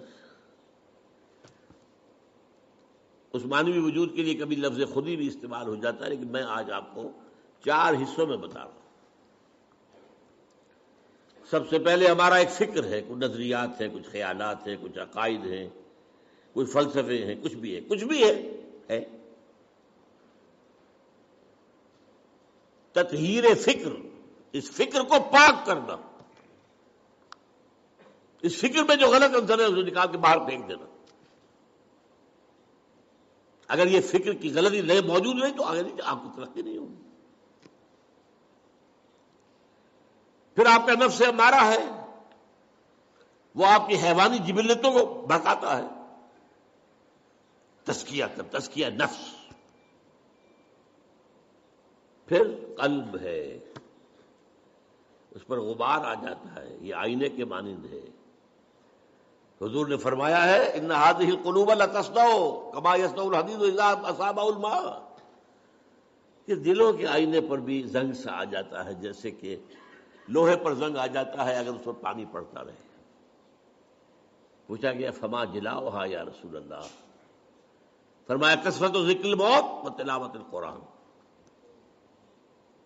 اس کو میں کہہ رہا ہوں تصفیہ قلب. یہ الفاظ یاد کیجئے، اللہ آپ کو توفیق دے آپ یہی خیالات آگے پھیلائیں. پھر اصطلاحات کے حوالے سے بات کریں گے تو سمجھنے لوگوں کی آئے گی. پھر روح ہے. روح میں ایک نور ہے، روح نورانی ہے. یہ جو بگ بینگ سے پہلے پیدا کی گئی ارواح، میری وہ کتاب میرا خیال ہے کہ اب کچھ دنوں کے بعد آپ لوگ پڑھنے لگیں گے انشاءاللہ، ایجاد و ابداع عالم سے لے کر عالمی نظام خلافت تک. وہ جو روح اور فرشتہ نورانی، وہ جو روح کے اندر نور ہے، تجلیہ روح، جلا دینا اس روشنی کو، بھڑکانا، یہ 4 کام ہے جن کے لیے ایک لفظ قرآن نے تزکیہ استعمال کیا. تزکیہ از موسٹ پروفاؤنڈ، اس میں کوئی شک نہیں، لیکن تطہیر فکر نمبر 1، کیونکہ یہ حیوان عاقل ہے. اصل مسئلہ تو فکر کا ہے. فکر غلط ہے، ساری بات غلط ہو جائے گی.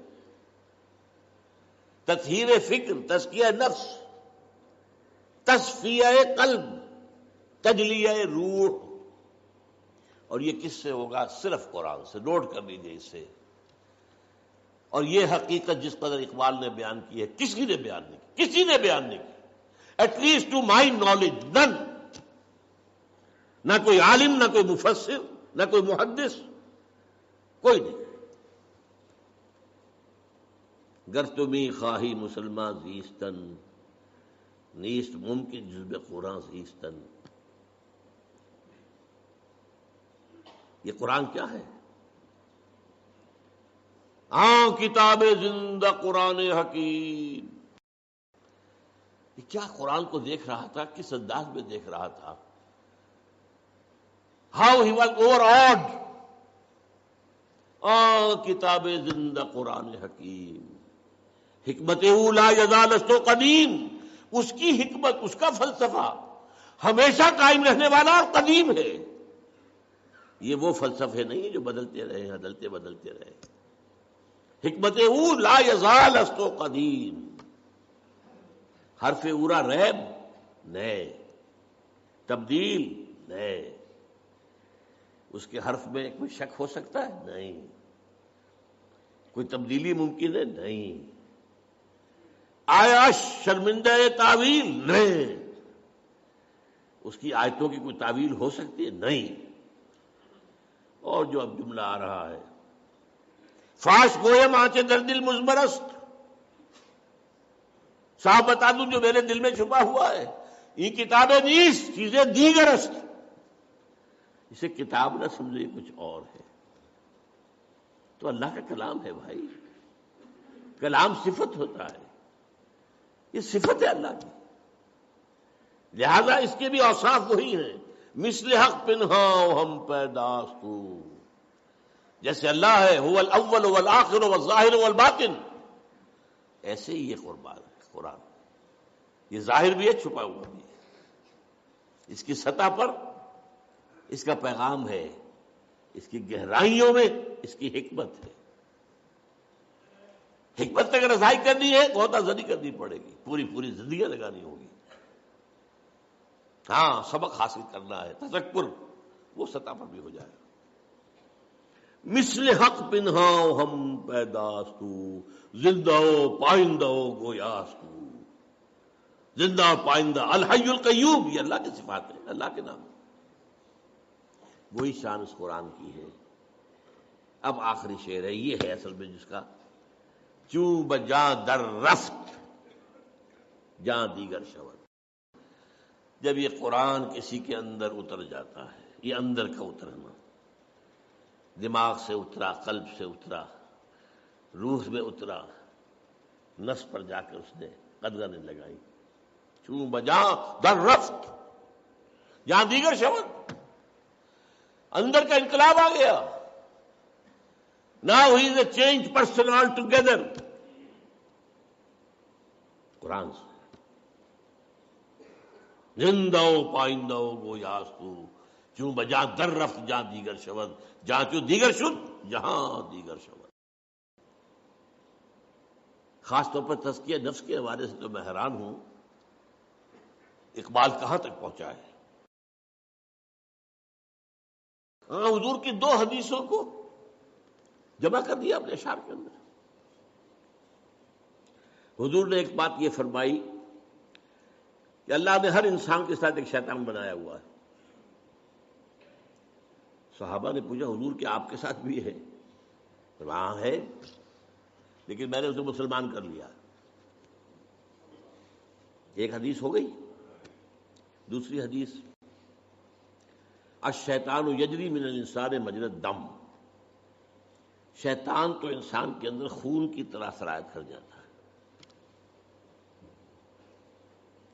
اور اقبال کیا کہتا ہے، کشتن ابلیس چیزیں مشکل است، ابلیس کو مار دینا تو مشکل کام ہے۔ جہاں کہ وہ گم اندر آباق دل، وہ تو دل کے گہرائیوں میں جا کے بیٹھتا ہے۔ جب وہ دوران خون کے ساتھ گردش کر رہا ہے تو دل کی گہرائی میں پہنچا ہوا ہے۔ خوشترا باشد مسلمان اشکنی، ہاں بہتر یہ اسے مسلمان بنا لو، کشتہ شمشیر قرآن اشکنی، قرآن کی شمشیر سے اسے ختم کرو، یہ قرآن بھی تمہارے وجود میں سرایت کر جائے گا۔ کیوں بجا در رفت، وہی بات، جہاں دیگر شود، جہاں تو دیگر شد، جہاں دیگر شد۔ یہ ہے قرآن مجید کا ساتھ تزکیہ نفس، تجلیہ روح، تصفیہ قلب، تطہیر فکر۔ اب تیسری بات، یتلو علیہم آیاتہ ویزکیہم۔ دیکھیے ایک بات تھوڑی سی بس سمجھا دوں، بہت سے بزرگ جو ہے بیچارے لاکھ جو ہے ٹکرے مارتے رہتے ہیں، بیٹے نماز پڑھا کرو، بیٹے نماز پڑھا کرو، بیٹے نماز پڑھا کرو۔ اب وہ بیٹا جو ہے وہ کبھی سامنے پڑھ بھی لیا سعادت مندی کے لیے، پھر کہاں پڑھے گا؟ سبب کیا ہے؟ اس میں خدا پر یقین نہیں ہے، تم نماز پڑھوانا چاہتے ہو، تم نے جہاں پڑھایا ہے اسے گلا تو گھونٹ دیا اہل مدرسہ نے تیرا، کہاں سے آئے صدا لا الہ الا اللہ؟ پہلے تطہیر فکر کرو گے تب نماز اندر سے ابھرے گی، پھر ضیاء الحق کے آرڈیننس کی طرح سے نافذ نہیں کرنی پڑے گی نماز۔ یہ ہے اصل میں تطہیر فکر، تزکیہ نفس۔ اس کا ایک نتیجہ نکلتا ہے، عجیب بات ہے، اندر سے شریعت کی طلب ابھرنے لگتی ہے، اندر سے خود بخود۔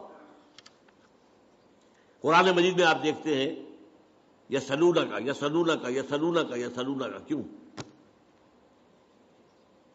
یسألونک ماذا ينفقون، یسألونک عن المحیض، یسألونک عن الخمر والمیسر، یسألونک عن الشہر الحرام قتال فیہ، یسألونک یسألونک یسألونک، کیوں؟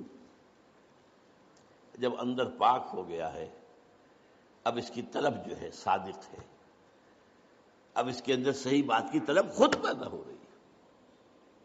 اب نماز کا حکم دو گے اور پڑھے گا، نماز تو اس کے اندر سے آ گئی ہے، اگ گئی ہے، خود اگائی ہے، صرف شیپ دینی ہے آپ کو اس کو، تو اس کے وجود میں سے سر اوپر سے ابھر آئی ہے۔ اسی لیے تیسرا مرحلہ کیا ہے، یعلمہم الکتاب۔ اب کتاب کو یہاں پورا قرآن نہ سمجھیے، کتاب قرآن کا وہ حصہ ہے جو احکام سے بحث کرتا ہے۔ چنانچہ قرآن مجید میں آپ نے دیکھا ہوگا جہاں بھی حکم آنا ہوتا ہے، کتب علیکم، کتب علیکم الصیام، کتب علیکم القصاص، کتب علیکم اذا حضر احدکم الموت ان ترک خیرا الوصیہ، کتب علیکم القتال، ان الصلاۃ کانت علی المؤمنین کتابا موقوتا، یہ کتاب، ولا تعزموا عقدۃ النکاح حتی یبلغ الکتاب اجلہ۔ اگر کسی کو طلاق دی ہے یا کوئی بیوہ ہو گئی ہے عورت تو عدت کے دوران کوئی رشتہ وشتے کی بات نہ کرو، نکاح جو ہے بعد میں ہوگا جب کہ عدت پوری ہو جائے۔ کتاب سے مراد یا قانون، تو یہ ہے اصل میں لفظ جو کتاب یہاں آیا ہے۔ یہ میں نے کہا تھا یہ چاروں چیزیں قرآن ہیں، آیات قرآنیہ وہ تطہیر فکر کا ذریعہ بنتی ہے، تزکیہ نفس کا ذریعہ بنتی ہے جب وہ اندر گھستا ہے۔ اور اب جو طلب پیدا ہوئی، ہمیں بتایا جائے، ہمیں بتایا جائے، ہمیں بتایا جائے، ظاہر بات ہے جب ان کی طلب کے اوپر بتایا جائے گا تب ان کے اوپر کوئی جبر کرنے کی تو ضرورت پیش نہیں آئے گی، وہ اندر سے ابھرے گا۔ شریعت خود بخود گویا کہ اب کھیتی تیار ہے، بیج ڈالو، جب کھیتی تیار نہیں ہے، اندر خبث بھرا ہوا ہے، جو آپ کی مٹی ہے وہی اس کے اندر ہی خرابی ہے، تو آپ کا بیج بھی ضائع جائے گا۔ حل آپ نے چرائے نہیں، بیج ڈالا ہے، کیا ہوگا؟ یہ کام یتلو علیہم آیاتہ ویزکیہم ویعلمہم الکتاب، یہی وجہ ہے آپ دیکھیے شروع میں احکام کیوں نہیں آئے؟ شروع میں وہ کام ہو رہا ہے، یتلو علیہم آیاتہ ویزکیہم، یہ دو کام مکے میں ہو رہے ہیں۔ یعلمہم الکتاب مدینے میں آ کر ہو رہا ہے۔ سورہ بقرہ سے شروع ہو رہی ہے شریعت، سورہ نساء، سورہ مائدہ، شریعت کی ہے۔ تو یعلمہم الکتاب، اور جو سب سے چوٹی کا معاملہ ہے والحکمہ، یہ حکمہ جو ہے میں آپ کو اشارہ کر چکا ہوں، آج کے دور کی ہائیسٹ شے یہ حکمت ہے۔ لیکن ابھی جبکہ انسان اپنے شعور کی منزلیں طے کر رہا تھا، پہلے تفصیل سے آ چکی ہے یہ باتیں، حکمت وہاں تھی ہی نہیں، آکام ہی آکام تھے، دی 10 کمانڈمنٹس، حضرت موسیٰ کے عہد تک کا معاملہ یہ ہے۔ حکمت پہلی مرتبہ لفظ آتا ہے انجیل کے لیے، یعلمہم الکتاب والحکمہ والتوراۃ والانجیل، تورات صرف آکام، انجیل میں حکمت بھی ہے۔ قرآن میں آیات بھی ہیں، تزکیہ کامل بھی ہے، قانون بھی ہے، حکمت بھی ہے۔ حکمت کسے کہتے ہیں؟ پہلی بات تو یہ کہ حکمت بھی کوئی قرآن سے باہر کی شے نہیں ہے، بلکہ اس کا جزو لا ینفک ہے۔ سورہ بقرہ میں فرمایا یؤتی الحکمت من یشاء ومن یؤت الحکمت فقد اوتی خیرا کثیرا، اللہ جسے چاہتا ہے حکمت عطا کرتا ہے، اور جسے حکمت عطا کر دی جائے اس کو تو بہت بڑا خیر عطا کر دیا گیا۔ اس کو فرمایا سورہ بنی اسرائیل میں ذالک مما اوحی الیک ربک من الحکمہ، اے نبی یہ ہیں وہ باتیں جو حکمت کے قبیل سے ہم آپ کے رب نے آپ پر وحی کی۔ تو چاروں چیزیں قرآن میں، البتہ حکمت کو اب سمجھیے کہتے کسے ہے حکمت؟ حکمہ، کوئی چیز مضبوط ہو گئی، پختہ ہو گئی، اسی سے نسبت استحکام، استحکام، کوئی چیز مضبوط ہے، وہ اپنے خلاف اقدام کا دفاع کر سکتی ہے، مستحکم طاقت۔ یہ ہے در حقیقت تعلیم و تربیت محمدی صلی اللہ علیہ وسلم کا درجہ خصوصی۔ حکمت کا ہر شخص اہل نہیں ہوتا، اور عرب قوم بحیثیت مجموعی حکمت کی اہل نہیں تھی، اسی لیے حضور نے سلمان فارسی کی طرف اشارہ کیا تھا کہ حکمت چاہے سریا پر بھی ہوگی، اس کی قوم کا کوئی شخص اس کو لے آئے گا، اور گمان یہی ہے کہ یہ حضرت امام ابو حنیفہ رحمۃ اللہ علیہ کی، اس لیے کہ عرب جو ہے فلسفی نہیں تھے، منطقی نہیں تھے، سلیم الفطرت لوگ، فطرت کے ساتھ ہم آہنگی یہ تھی، لہذا قرآن کی دعوت ان کے دل میں جا کر لگ گئی۔ ایرانی فلسفی تھے، یونانی فلسفی تھے، ہندی فلسفی تھے، چینی فلسفی تھے، پھر جب قرآن مجید آیا ہے تو پھر ظاہر بات ہے کہ حضور کے بھی ساتھیوں میں سے کچھ تھے کہ جن کو اللہ تعالیٰ نے یہ حکمت دی ہے۔ وہ میں نے کہا بحیثیت مجموعی عرب قوم کا مزاج جو ہے وہ فلسفیانہ اور حکمت والا نہیں تھا، ان میں عمل کا مادہ، جوش، جذبہ، ایک بات مان لی ہے اب جان دے دیں گے، زبان دے دی ہے اب وعدہ خلافی نہیں کریں گے، مہمان آ گیا خود بھوکے رہ جائیں گے اسے کھلائیں گے، باپ کا قاتل بھی آ گیا پناہ مانگ لی ہے تو پھر اب اسے کچھ نہیں کہیں گے، حرم میں دیکھ لیا باپ کے قاتل کو کچھ نہیں کہیں گے، یہ حرم میں، یہ ان کے اوصاف کچھ تھے، فطرت کے قریب تھے لوگ، لیکن حکمت نہیں۔ لیکن البتہ جو بدقسمتی ہماری ہوئی ہے، ہمارے ہاں قرآن مجید بہت جلد بیک گراؤنڈ میں چلا گیا، میری ایک کتاب ہے دعوت رجوع القرآن کا منظر اور پس منظر، اس میں 6 صفحے کا ایک مضمون ہے جو مجھے بہت عزیز بہت عزیز ہے۔ حضور کے زمانے میں 2 ہی چیزیں تھیں اصل، ایک ہاتھ میں قرآن، ایک میں تلوار، خلاص۔ قرآن سے ایمان، ایمان سے جہاد، درمیان میں جنکشن کیا ہے؟ قلب۔ قرآن سے ایمان اور ایمان کا منظر جہاد۔ انما المؤمنون الذين آمنوا بالله ورسوله ثم لم يرتابوا وجاهدوا باموالهم وانفسهم في سبيل الله۔ بعد میں جب حکومت بڑی قائم ہو گئی، سلطنت بن گئی، اب زیادہ اہمیت ہو گئی قانون کی۔ جہاد کا مطلب بھی کیا ہوا؟ دفاع، یا اور مزید فتح کر کے اپنی حکومتیں بڑھانا بادشاہوں کی۔ یہ نوعیتیں بدل گئی ہے، ایمفیسس بدل گیا۔ اس کے بعد علم میں قرآن پیچھے، حدیث اور فقہ آگے۔ اس لیے ظاہر بات ہے کہ معاشرہ ہے، اس میں قانون ہے، اس میں لین دین ہے، قانون چاہیے، قاضی چاہیے اور مفتی چاہیے، وہ اصل تو ڈیمانڈ ان کی ہوگی۔ لہذا gradually and gradually Quran faded into the back ground, یہاں تک کہ قرآن مجید بن گیا صرف حصول ثواب یا ایصال ثواب کا ذریعہ۔ خاص طور پر بدقسمتی جو ہوئی ہے وہ ہم ہندیوں کی ہوئی ہے، ہندوستانی۔ دیکھیے عرب نکلا اسلام، دائیں بائیں، بائیں وہ گیا فلسطین کراس کیا، سینائی کراس کیا، مصر لیبیا ہوتے ہوتے ہوتے ہوتے ہوتے موریطانیہ۔ یہاں کیا تھا؟ کلچرل ویکوم تھا، نہ کوئی تہذیب تھی، نہ کوئی تمدن تھا، نہ کوئی زبان تھی، لہذا عربی چھا گئی، عرب کلچر چھا گیا، سارا شمالی افریقہ ٹوٹل عربک۔ یہ نہیں کہ وہاں زبانیں نہیں تھی، بربر زبان تھی، اپنی ایک بڑی زبان تھی، تہذیب تھی۔ مشرق کی طرح جب اسلام چلا تو سب سے پہلا جو ہے لوہے کا چنا ایران بیٹھا ہوا تھا۔ ایران کا فلسفہ، ایران کی زبان، ایران کا ادب، ایران کے ادب عالیہ،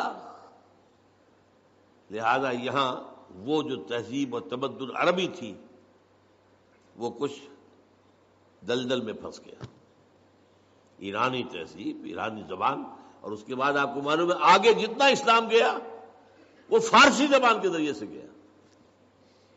ہندوستان میں جتنے عرصے مسلمان ہم حکمران رہے، ہماری کوڈ لینگویج پرشین تھی، ناٹ عربک۔ یہ ہے اصل میں حادثہ جو ہمارے ساتھ ہوا ہے۔ اس صورتحال میں علامہ اقبال کی جو تشخیص تھی یا شیخ الہند رحمۃ اللہ علیہ کی تشخیص تھی، اس کو میں نے اپنا سٹارٹنگ پوائنٹ بنایا تھا۔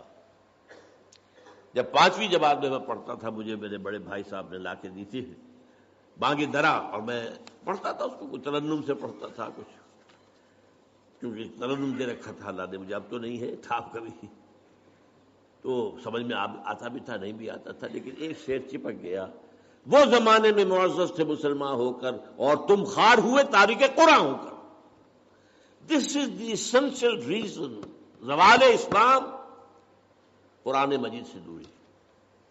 خاص طور پر بادشاہوں نے پردے ڈالے قرآن پر، علماء نے پردے ڈالے قرآن پر۔ اب ہم اگر قرآن پڑھیں گے تو ہمیں جانچیں گے یہ کون لوگ ہیں، ان کا کردار تو وہ نہیں ہے جو قرآن پیش کر رہا ہے۔ لہذا بہتر ہے یہی بہتر الہیات میں الجھا رہے، یہ کتاب اللہ کی تعویلات میں الجھا رہے۔ اور فلسفہ، جب قرآن کا فلسفہ ختم ہوا، حکمت ختم ہوئی، تو فلسفہ یونان آ گیا، اس کے ڈنکے بجے۔ اب اس کے بعد ہر شخص پڑھا لکھا وہی ہے جو فلسفہ یونان کا جاننے والا ہے، خواہ وہ آئیڈیلزم ہے اور خواہ وہ ریئلزم ہے۔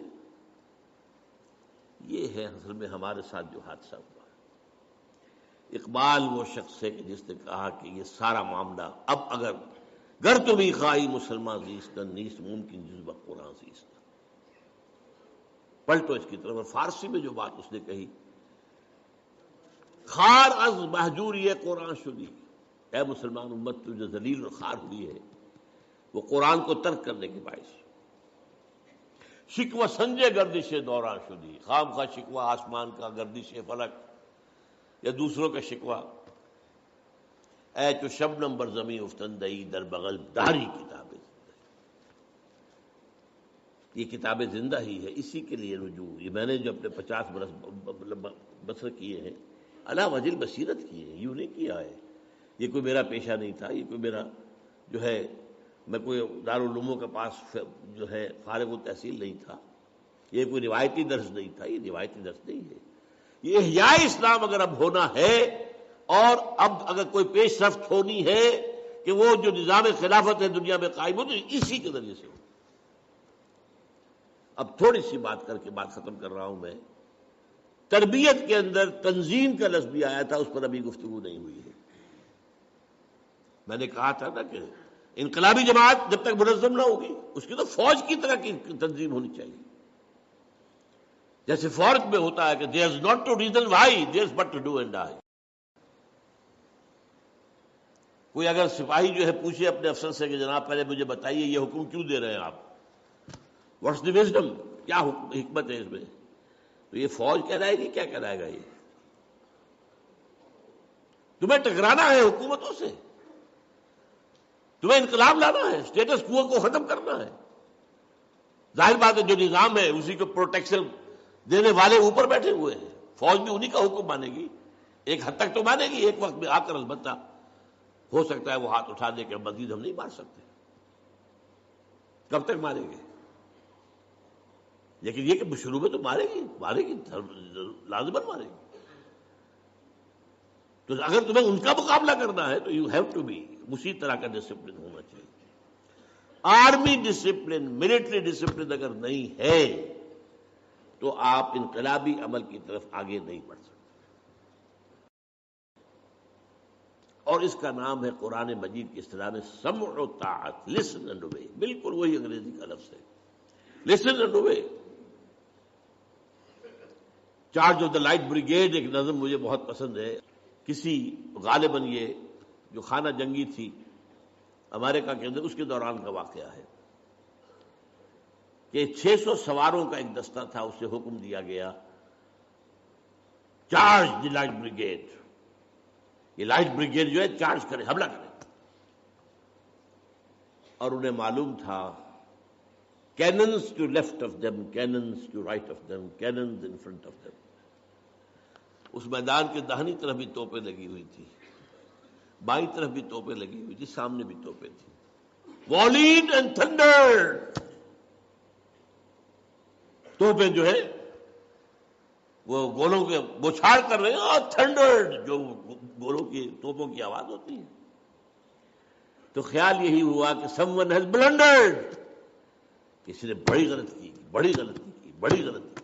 But there's not to reason why, there's but to do and die.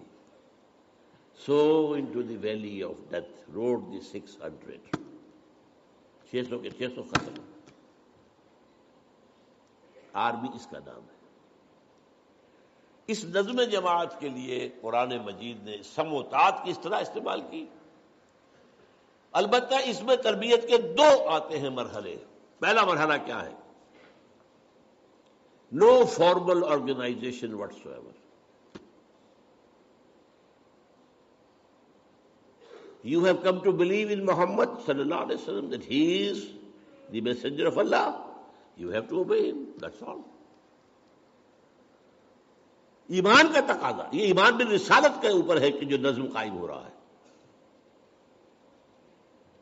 وہ تو معصوم ہے. ما ينطق عن الهوى ان هو الا وحی یوحی وما ارسلنا من رسول الا لیطاع باذن اللہ واطیعوا اللہ واطیعوا الرسول واطیعوا اللہ واطیعوا الرسول فإن تولیتم فإنما علی رسولنا البلاغ المبین. تو پہلی جو اطاعت ہے سمع و طاعت، وہ کسی فارمل بیعت وغیرہ کا ذکر نہیں ملتا ہے، بلکہ وہ صرف ایمان کا لازمی تقاضا حکم ماننا، سمپل. فطری لوگ تھے، اس کے بعد آگے انہیں کوئی اور دلیل کی ضرورت نہیں تھی. یہی وجہ ہے جو بہت ہی نازک مرحلہ آیا تھا غزوہ بدر سے پہلے. حضور نے جب ایک مجلس مشاورت منعقد کی ہے اور صاف کہہ دیا دیکھو مسلمانوں، ایک لشکر شمال سے آ رہا ہے، لشکر نہیں قافلہ، اور وہ مال غنیمت سے لدا فدا ہوا، مال تجارت سے، اور اس کے بعد محافظ بھی تھوڑے سے 40-50 ہیں. ایک لشکر جنوب سے آ رہا ہے، کیل کانٹے سے لیس، اور اللہ کا وعدہ ہے کہ ان دو میں سے ایک ضرور تمہیں دے دے گا، تمہیں فتح دے دے گا. ناؤ ٹیل می، مجھے مشورہ دو، اشیرونی، کدھر چلے؟ ادھر چلے یا ادھر چلے؟ کچھ ہمارے جیسے لوگ بھی ہوں گے، ان کا کہ جی پہلے چلے ذرا قافلے کو لوٹ لے، تھوڑے آدمی آسانی سے فتح ہو جائے. حضور دیکھیے ہمارے پاس تو تلواریں بھی نہیں ہیں، نیزے بھی نہیں ہیں، تو کم سے کم 50 ان کے جو آدمی ہیں ان کا ہتھیار تو ملے گا، پھر لشکر سے لڑ لیں گے. اب اللہ کی مشیت اور ہے، رسول کی مشیت وہی ہے جو اللہ کی ہے. بار بار کہہ رہے اشیرونی اشیرونی، مجھے مشورہ دو. مقداد ابن اسود کھڑے ہوئے، حضور ہمیں آپ موسیٰ کے ساتھی نہ سمجھیے جنہوں نے کہہ دیا تھا فَذَهَبَ أَنْتَ وَرَبُّكَ فَقَاتِلَا إِنَّا هَاهُنَا قَاعِدُونَ. نہیں، آپ بسم اللہ کریں، جو آپ کا ارادہ ہو ہم حاضر ہیں. ابو بکر عمر ایک سے ایک بڑھ کر تقریریں کر رہے ہیں. حضور پھر بھی کہہ رہے اشیرونی، مجھے مشورہ دو. اب خیال آیا حضرت سعد کو رضی اللہ تعالی عنہ، رئیس انصار، او یہ ہماری طرف اشارہ ہے. کانک تعنینا یا رسول اللہ، اے اللہ کے رسول، معلوم ہوتا ہے آپ کا روح سخن ہماری طرف. اس کی وجہ کیا تھی؟ بیعت عقبہ ثانیہ جو ہوئی تھی اس میں طے یہ تھا کہ اگر مدینے پر حملہ ہوا اور قریش مکہ آئے آپ کو ختم کرنے کے لیے تو ہم آپ کی حفاظت کریں گے جیسے اپنے اہل و عیال کی کرتے ہیں. That was the promise. ابھی مدینے پر حملہ ہوا نہیں ہے، یہ تو حضور پریمپٹ کر رہے ہیں، لہذا وہ جو ہے وعدہ وہ کور نہیں کر رہا اس کو. ادھر یہ ہے کہ 313 میں سے مہاجر تو وہ 80-85 تھے، باقی سارے انصاری تھے. قوت جو ہے میکسیمم جو ہے وہ انصار کی تھی. تب انہوں نے کہا کانک تعنینا یا رسول اللہ، شاید آپ کا روح سخن ہماری طرف ہے. اور پھر جو پیارے الفاظ فَإِنَّا آمَنَّا بِكَ، کہ نبی ہم آپ پر ایمان لا چکے ہیں، وَصَدَّقْنَاكَ، ہم آپ کو تصدیق کر چکے ہیں. اب ہمارے پاس کہاں چوائس ہے؟ جو آپ کا ارادہ ہو بسم اللہ کیجئے. کیا عجب کہ اللہ تعالیٰ آپ کو ہمارے ذریعے سے آنکھوں کی ٹھنڈک عطا فرمائے.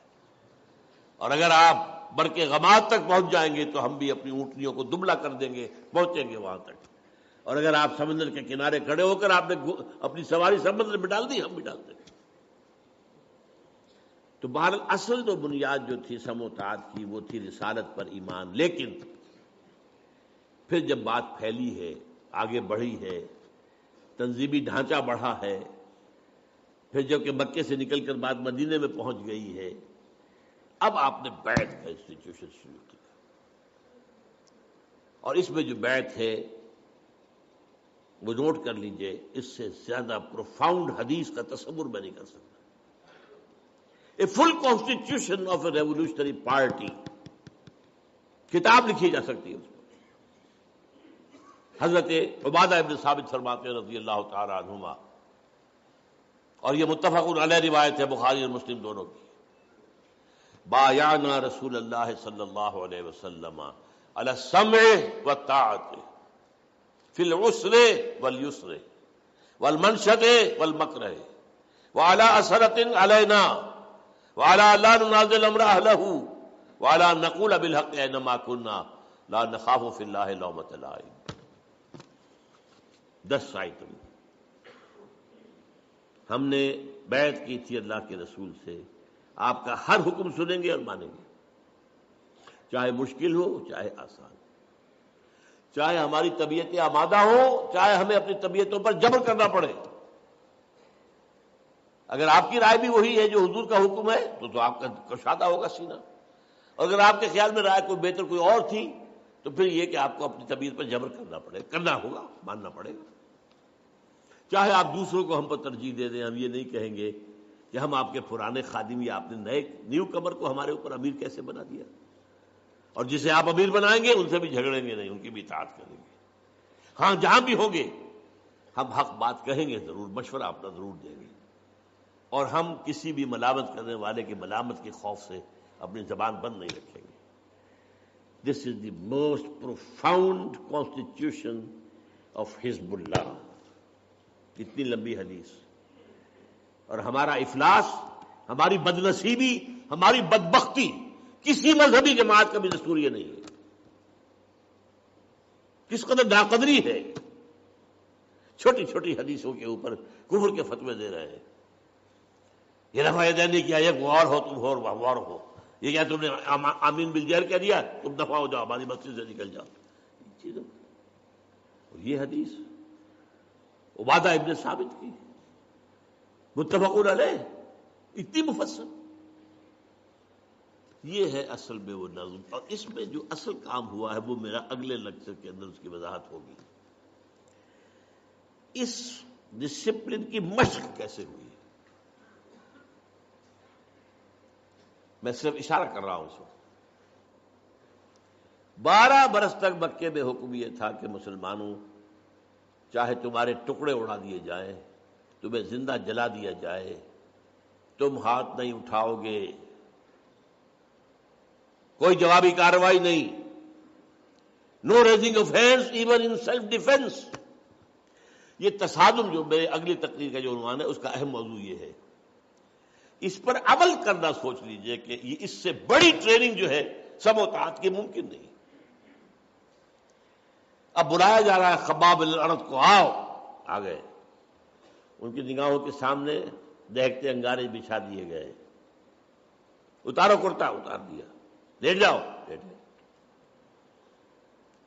پیٹھ کی کھال جلی، چربی پگھلی، انگارے ٹھنڈے ہوئے. آپ اندازہ کیجئے جو شخص یہ دیکھ رہا ہو کہ مجھے روسٹ کرنے کی تیاری ہو رہی ہے، اس کو اگر رکاوٹ نہ ہو تو وہ 2-4 کو مار کے مرے گا. بلی کو بھی آپ گھیر لیں، کہیں کارنر کر لیں، وہ آپ کے اوپر آئے گی، آپ کی آنکھوں پر آئے گی. کیا شے ہے وہ؟ لیکن اجازت نہیں. اس حکم پر عمل کرنے کا میرے نزدیک اس سے بڑا ڈسپلن کے لیے ایکسرسائز کوئی نہیں ہو سکتی، ناممکن. پریڈ کرانے کی ضرورت نہیں ہے. یہاں حکم ہے اللہ کے رسول کا، ہاتھ نہیں اٹھانا. بس یہ سم و طاعت کا، اور یہ اس کے لیے ایکسرسائز تھی جس سے پھر وہ نظم جماعت قائم ہوا ہے جو حکم ہے سر آنکھوں پر. اور اس سے پھر وہ نظام آگے بڑھا ہے. وہ جو اب تصادم کے مراحل ہیں، وہ جو میں نے کہا تھا اقبال کا شعر کہ سب سے پہلے تو با نشہ درویشی در ساز و دوادن زن. اب اس سے بڑی درویشی کیا ہوگی کہ مرنے کو بھی تیار ہے. کیوں پختہ شوی خود را بر سلطنت جب زن. تو اس کے حوالے سے پھر جو ہے اللہ تعالیٰ نے ساری منزلیں طے کرائیں، اور اللہ کا دین جاء الحق وزهق الباطل ان الباطل کان زہوقا. اقول قولی ھذا واستغفر اللہ لی ولکم ولسائر المسلمین والمسلمات.